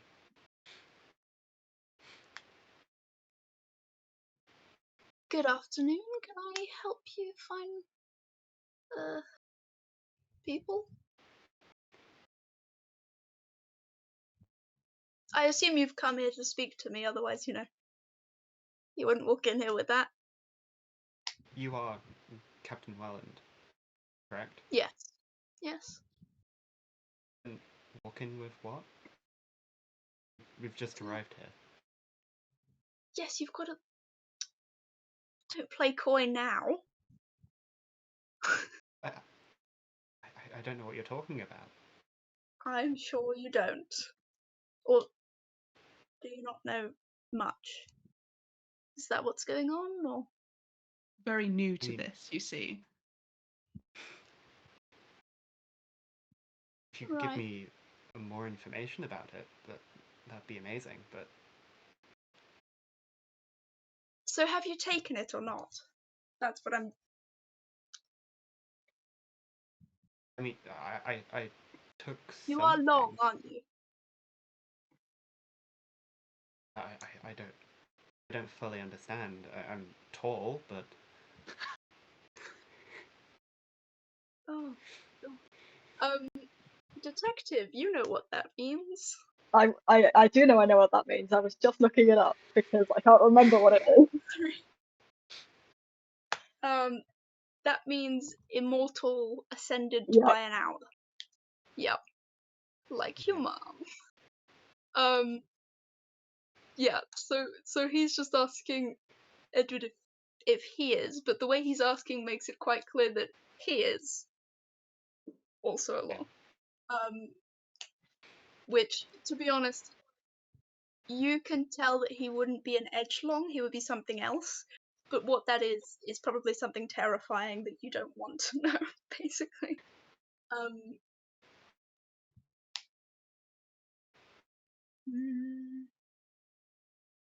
Yeah. Are any of you long? What's going on? How could you possibly have gone there and got that if you're not? We got that from somebody else. My mother was along though.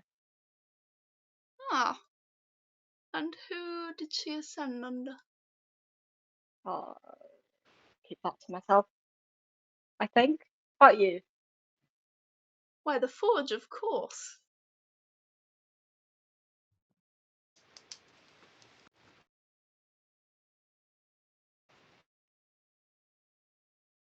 I must confess I know very little of the Forge.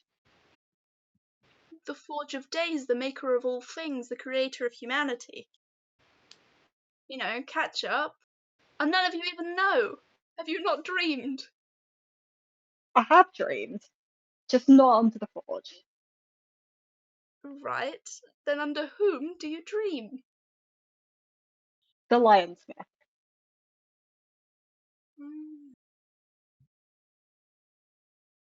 A good city for you, then. Yes. And your companions? Or are they kind of They're just along for the assistants? ride. Ah. But this one. He points to Antonia. He says, you know something of the way of openings.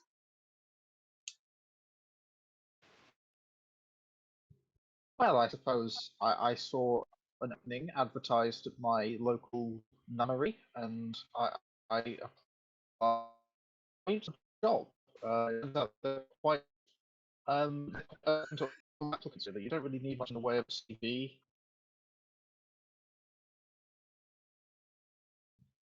Oh my stars. Okay. The four of you, Why are you please talking follow chess? me. Sorry?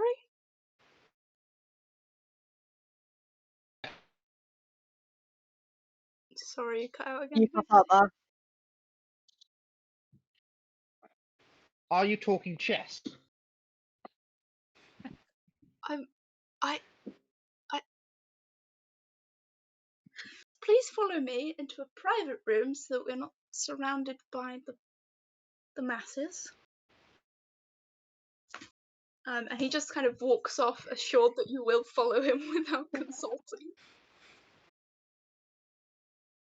I feel like Edward is definitely following. He's engrossed. He wants to learn more about this. Nice. Actually, yeah, can you roll Bright Arts, please? Okay.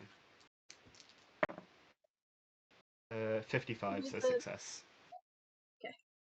That's fine. Yeah. This guy is definitely the person mentioned in the manuscript and is definitely several hundred years old, if not more. But something in you kind of. You've been reading a lot about this.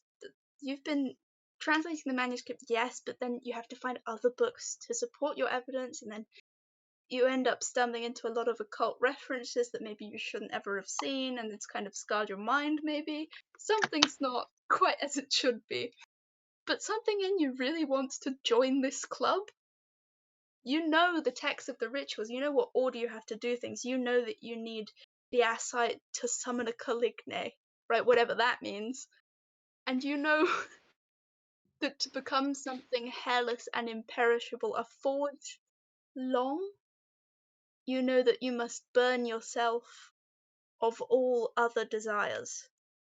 You must only want power. And you know that this is what he has done and what you want to do. Whether or not you have the strength to go through with it is another matter, but something in you burns. Yeah. Okay. Evelyn, on the other hand, you are probably kind of like, what is this guy on? What's going on? A lot of words have been going across in this conversation from 3 different angles, and none of them made any sense. Like, where's the ghosts? She's just sat there like, sorry, Forge, Long, who, sorry, what? Very bamboozled. Mhm.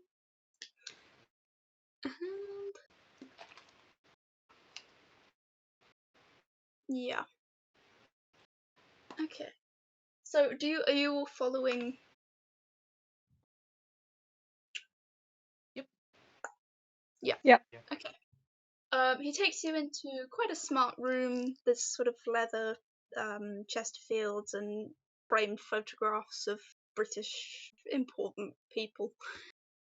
And he takes you inside. There's nobody else in the room, or perhaps there was, and he's kind of just like made them go out because he is quite high ranking, and he's just yeah. And he sits you all down, and he says, "I don't think you know what you're messing with. Who sent you to bring this to me?" And he points at the vial that you're holding. Loretta.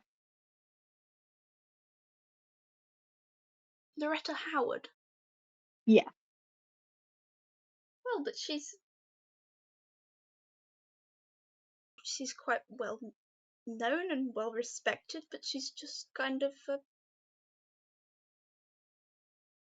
she doesn't know anything. Clearly she knows more than she let on.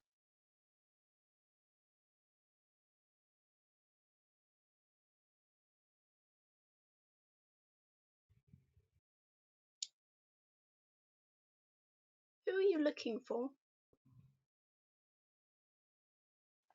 Audrey. Audrey. Hmm. And Gwendolyn. His eyes flash with steel, and you can see he's not going to tell you anything, but he knows something. When did his eyes flash? On Audrey or on Gwendolyn? On Gwendolyn.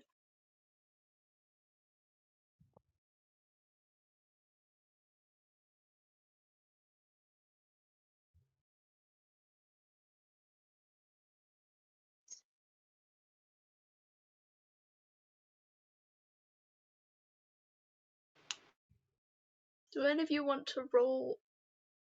Well, you could try and do something occult with one of the arts, or a mundane, like, negotiation type thing.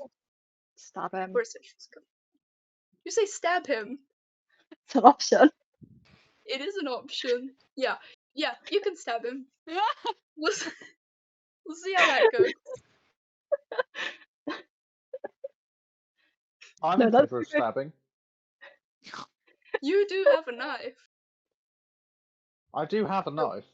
You're very welcome to try. Roll knife fighting if you want to stab him. I mean, are we cool with stabbing, guys? Like, I Are don't you want to saying just this in front start of a him? fight. You have No, this free is not in time character. or conversation to be able to turn around to us and be like, "Are we cool with stabbing?"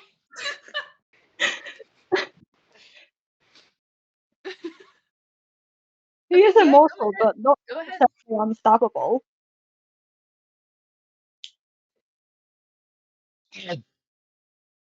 Go for it. What did you roll? That's a 90. Oof. Oh, That's fine. Oh.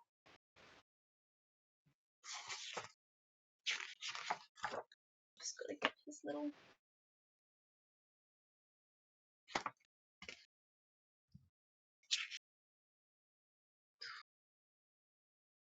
Okay, 120.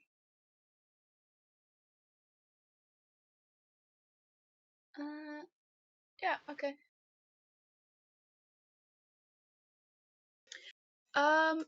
You do successfully stab him, but it glances off his skin,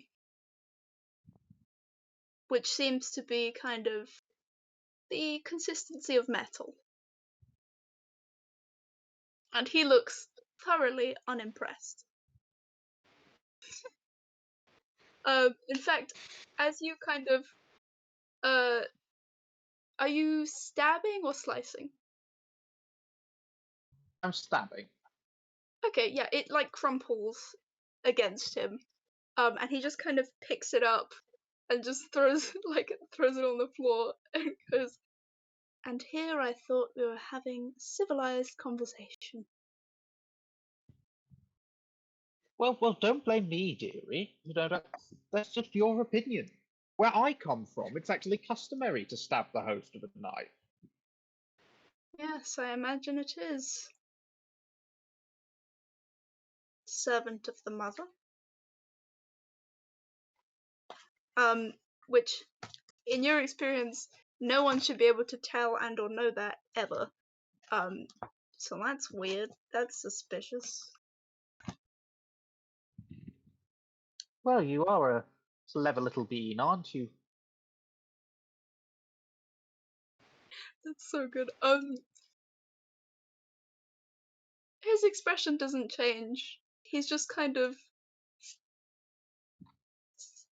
still looking at you with steel in his eyes, and he's gone from he was above neutral. He's gone definitely below neutral, but he's not actually angry because it meant nothing to him.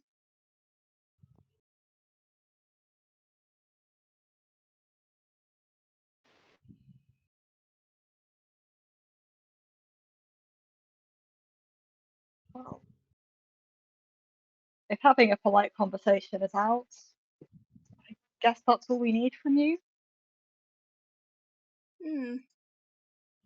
And here I thought one of you at least was quite clever. Not We many can, know of our noble society. we can make him drink the liquid if you want. Well, only if you want to forget who you are and everything about the world and where you've come from and sort of all of the facts and histories in existence, then yeah, sure, drink it. Like, you drink it. No. If... Are you dense, boy? Did your mother teach you nothing?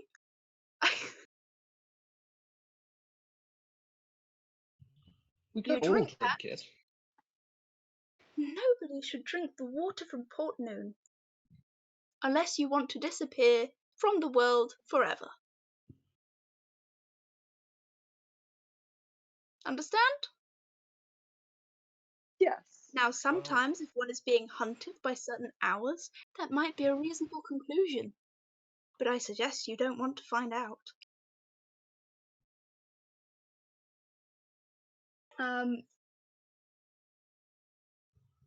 He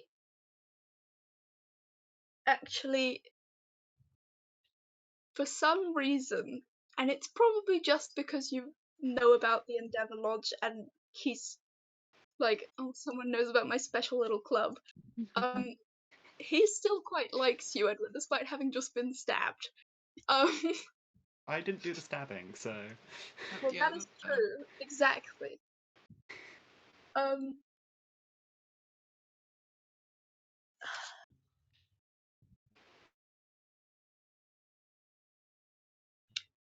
Listen, you don't need to worry about Gwendolyn. She's in a safe place, away from Loretta. Okay? And you don't need to worry about Audrey either. She's fine. You can all go back to London and think no more on this. Has that ever worked for you? What? That line to just tell people who have travelled an awfully long way to come find their friend's sister and then also daughter that some shady guy who just managed to get stabbed and crumpled the knife on his skin then just says something along the lines of don't worry about it, go home, everything's fine. Has that ever worked for you? Not yet, but I persevere. Right. Listen, there was a danger. The danger has been averted.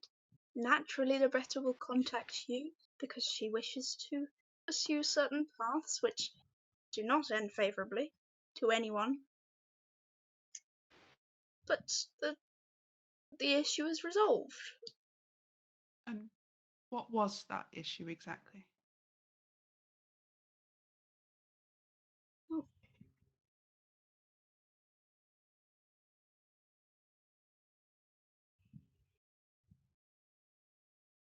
The crime of the sky. The child in the house? No, the crime. I don't even want to speak it.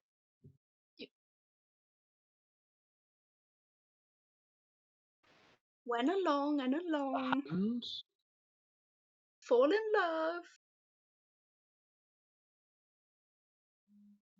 Yes. and they have a child, and they want to eat it, and then bad thing. It's just They ate Gwendolyn.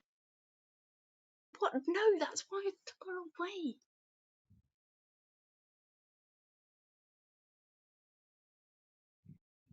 so she couldn't be eaten. Yes, exactly. But if you keep And poking about, it's going to be And obvious. Loretta, she's alive. so Loretta wants Gwen back on the menu. Well, yes, it's not something you can help. Kind of a primal urge, a sort of bestial instinct. Yes, you could say so. Twice born, they're called sometimes. So, is it you then who's wrapped up Moishi?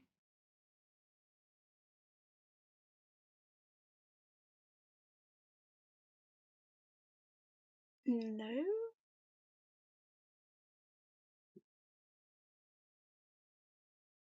So you've dealt with Loretta, but not the father. Well, I haven't dealt with Loretta. I've just left her alone. I mean, she's ill and it's fine. I mean, as long as, I mean, she's the mother of Gwendolyn, Yes. and Gwendolyn is safe. And what about the father? Well, that's not so much of an issue. Now, hold on a minute. I thought you said that Loretta didn't know about any of this. Well, I didn't know who you were then. And anyway, but she still shouldn't have that. I don't see how. So you're Look, implying that Loretta is part of this secret club, or what did you say it was? A long? well, she must be because Gwendolyn is a twice born, so her Right. parents must be long. And you're implying that Muishi was as well. Well, he must have been, otherwise it doesn't make any sense. Wait, I mean, is he's the that father, isn't he? And you said that Audrey was in the town still? Well, I think so. No, she's gone. Yes, I think she's around, but she wants to keep Gwendolyn safe, obviously. And So she asked me to bring her at a certain time, mm-hmm. but And she's not. you gave Gwendolyn to Audrey. Well, yes. And where was that exactly? Where was the location? What I can't time? say. No, I no, no, can't. no. No, you don't understand. You really need to tell me. Why? But she's not the mother, so it's fine. That's where you're wrong. No, Gwendolyn is the child of Loretta and Moishi. No.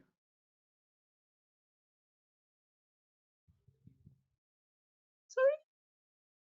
Yes, no. Actually, it's Audrey is the mother. Her sister changed the document. She was telling me I've just handed a twice born directly to a. Yes, that's why this is quite urgent. Right. Shall we head out? It's like.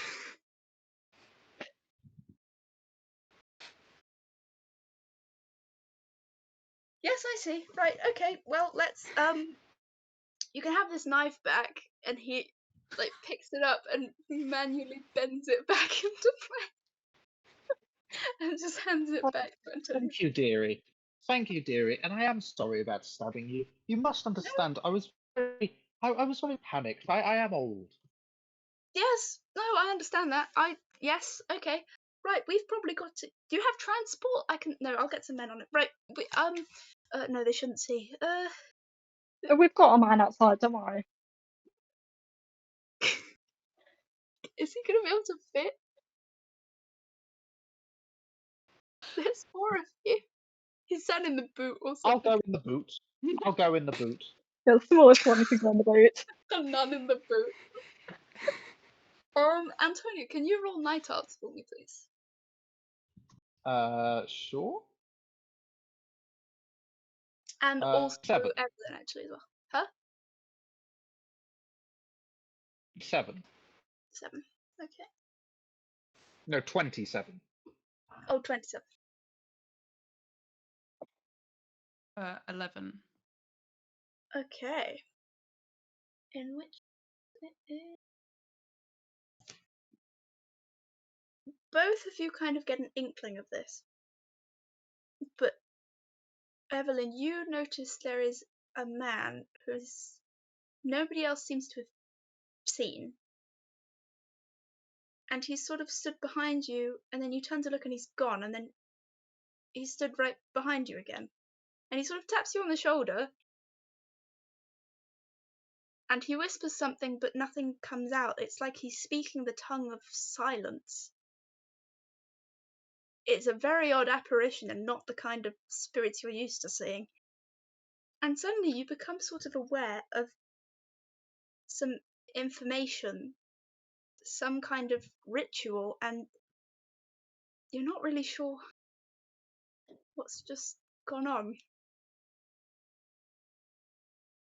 But you don't really have time for that right now because, there is someone about to be devoured.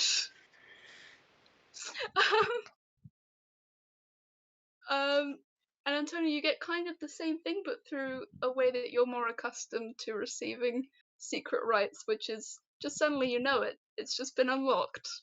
And that's just, yeah.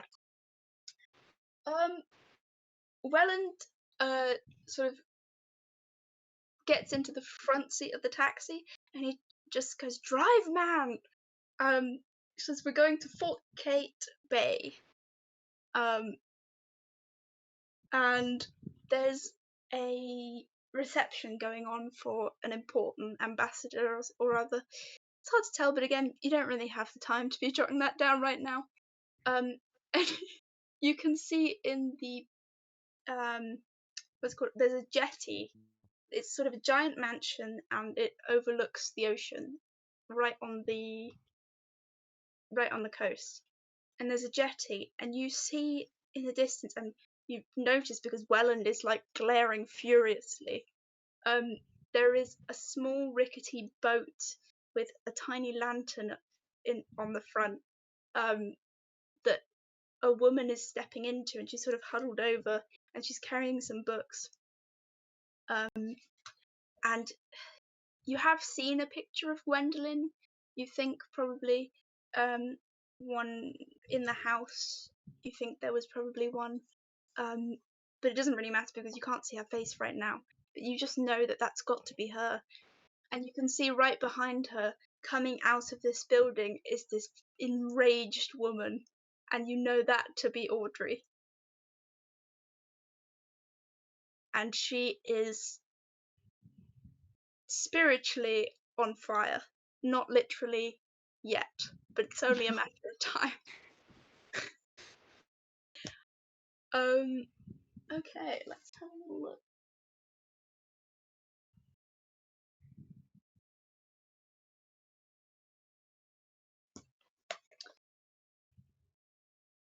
Audrey has done something Long should not be able to do. Resist tearing her child limb from limb and devouring her the moment she got close enough. But she's already done something Long should not be able to do. Bear the child of a lantern Long who has no physical body. She's used to breaking the rules. Now, though, she's losing her grip. She's so close and ferociously hungry and unbelievably strong. She'll be very angry at anyone who gets in her way.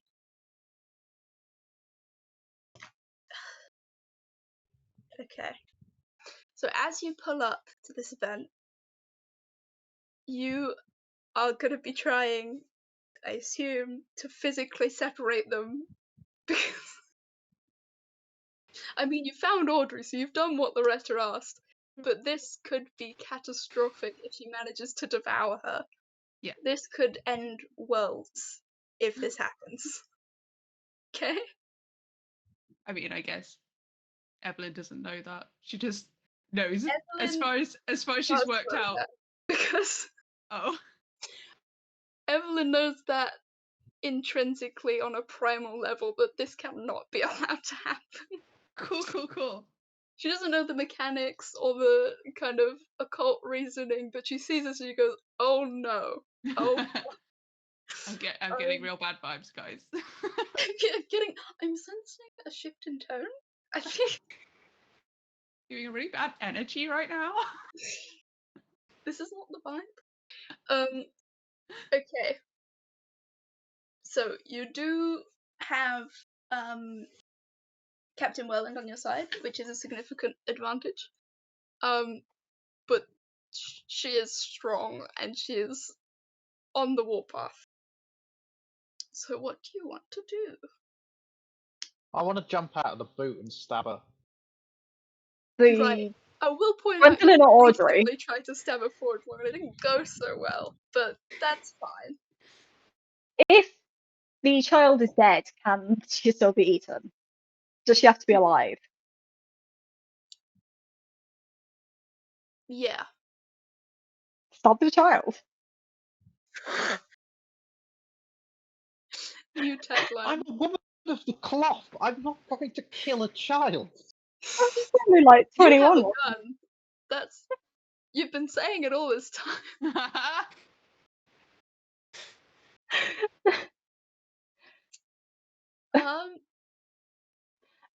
Is that what If you want to do? You can.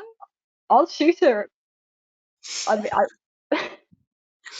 Okay. unless Well, anyone has any better plans, I'm I happy will to also shoot her. point out you have one favor to call in, if you want. Yeah, that's probably a better idea than shooting the child. I mean, I don't know what the outcome of the favor will be. Depends Well, how you phrase it. the backup plan could be shooting the Gwendolyn. She's done nothing wrong. But my bullets won't work on her mother. That is probably Why? true. I mean, you haven't tried it. Okay, what I do you think want to do? we can establish they probably won't if the knife didn't. And we didn't bring the cursed knife with us. So true, for real, for real. Didn't bring the cursed knife, but we did bring the cursed flute. You did. Time to It's find like out if the playing cursed the flute flute. is anything like a harmonica. Okay, who I'll wants play, to play the flute?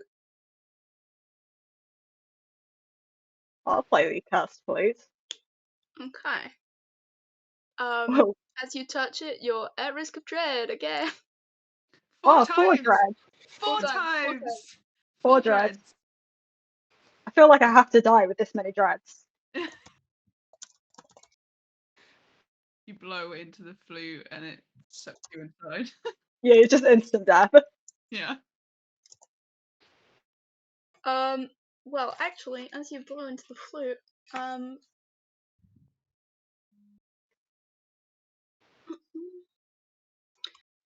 Audrey screams. She falls to her knees, holding her ears, as this piercing sound is let out, and it's nothing to do with your harmonica skills not transferring correctly. Unfortunately, this also affects everybody, including Gwendolyn, who's trying to get away, and yourself, who's playing the flute, as your mind starts to almost shatter from the pure weight of the dread and terror that this thing instills in you. Do you want to keep playing the flute? Can I call in my favour to be fine playing the flute? You can. All your companions might, die, but you. Is that how you want to word it? Okay, for it to primarily target. Can I call in my favour to ask that it only affects Audrey? Yes. However, so something in you calls out something that is your birthright as a result of who your mother is and what she has pledged herself to. And it calls to the Lionsmith, that ancient hour of conflict and war and scars, of the Lionsmith who maketh monsters.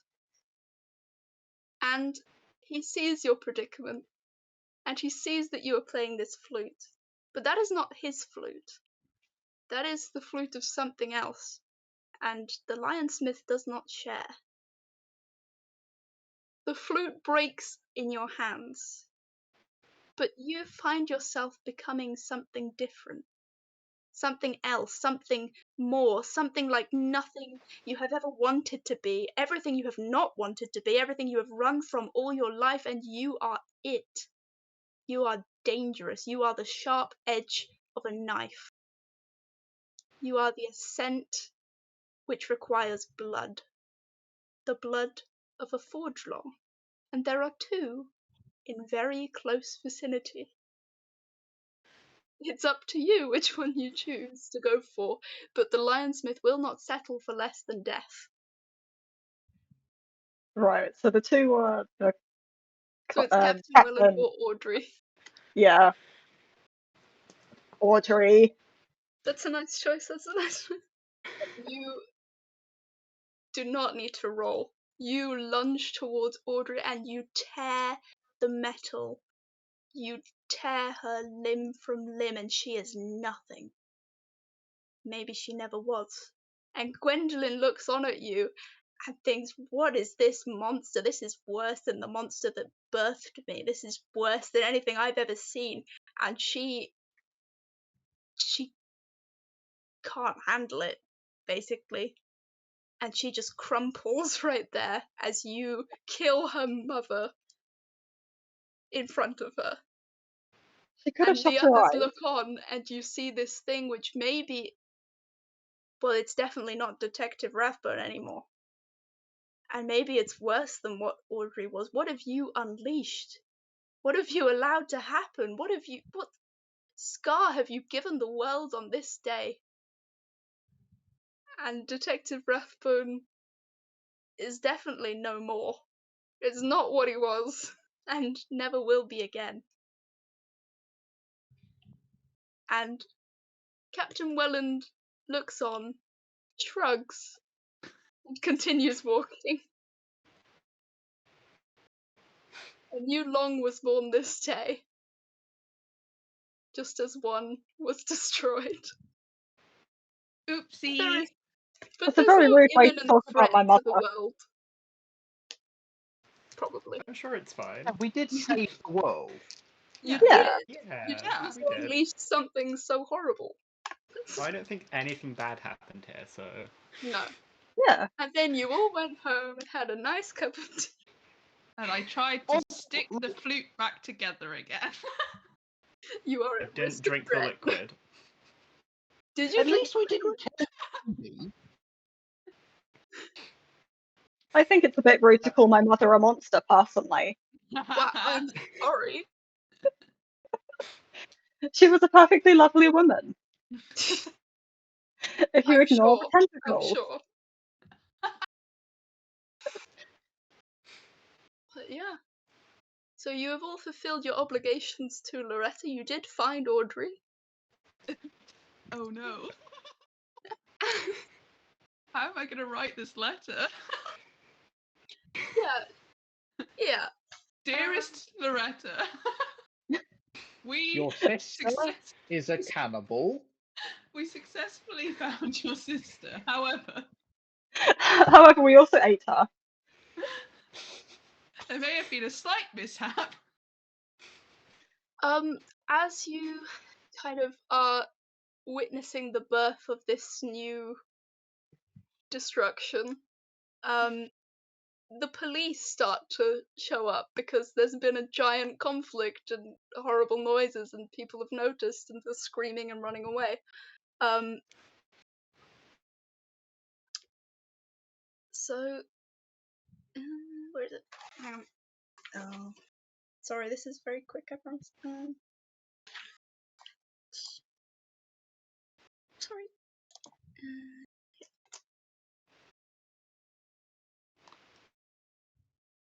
If it would load, be great.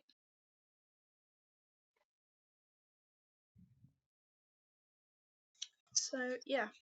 Would you like someone read the first paragraph, please?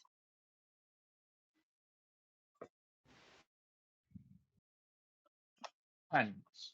I will not tell you where I go, for I no longer trust this note to reach you unopened. But the fact that I breathe is thanks to you. I am forever grateful. You are careening through Alexandria's back streets. There's slag heaps and slums, rush lamps and hooded shapes in doorways, shuttered perfume shops and terraces, mottled coloured lights, and shrill laughter from a hidden balcony as you begin to run away to try and escape.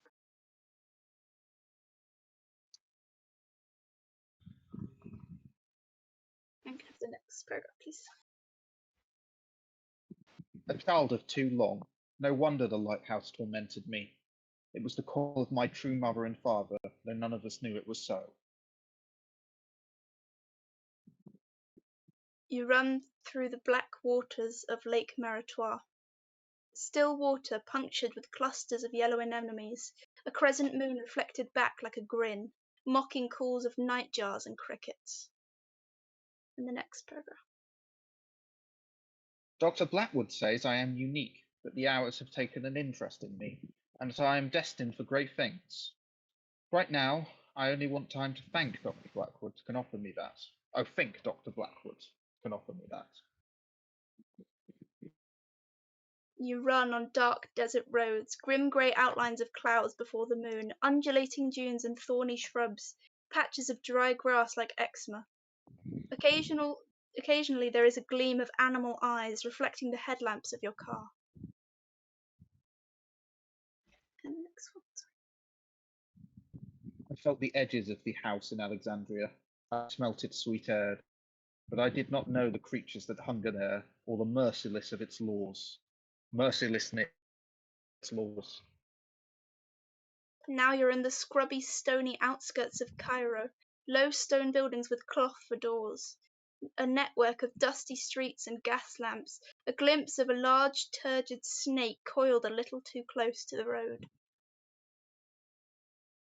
I will not follow my ambitious parents to the higher levels of the house, but I do wish to study it and to seek a better life there than this one I leave behind. Not everything can be as cruel as the forge or as sharp as the lantern. Can it? Finally, you board the tourist express to London. The shriek of the engine, wet steam on dusty faces, a babble of overlapping languages, but also the smell of coffee, baking bread, and just an undertone of roasted beef. As for Loretta and Maish, they chose life over death and depravity, although it cost them their innocence. They made their choice. I now make mine onwards and upwards, though not too far off. Yours forever, Gwendolen. Yeah, that's the end. But yeah, Of the world as we know it. maybe. And I feel fine.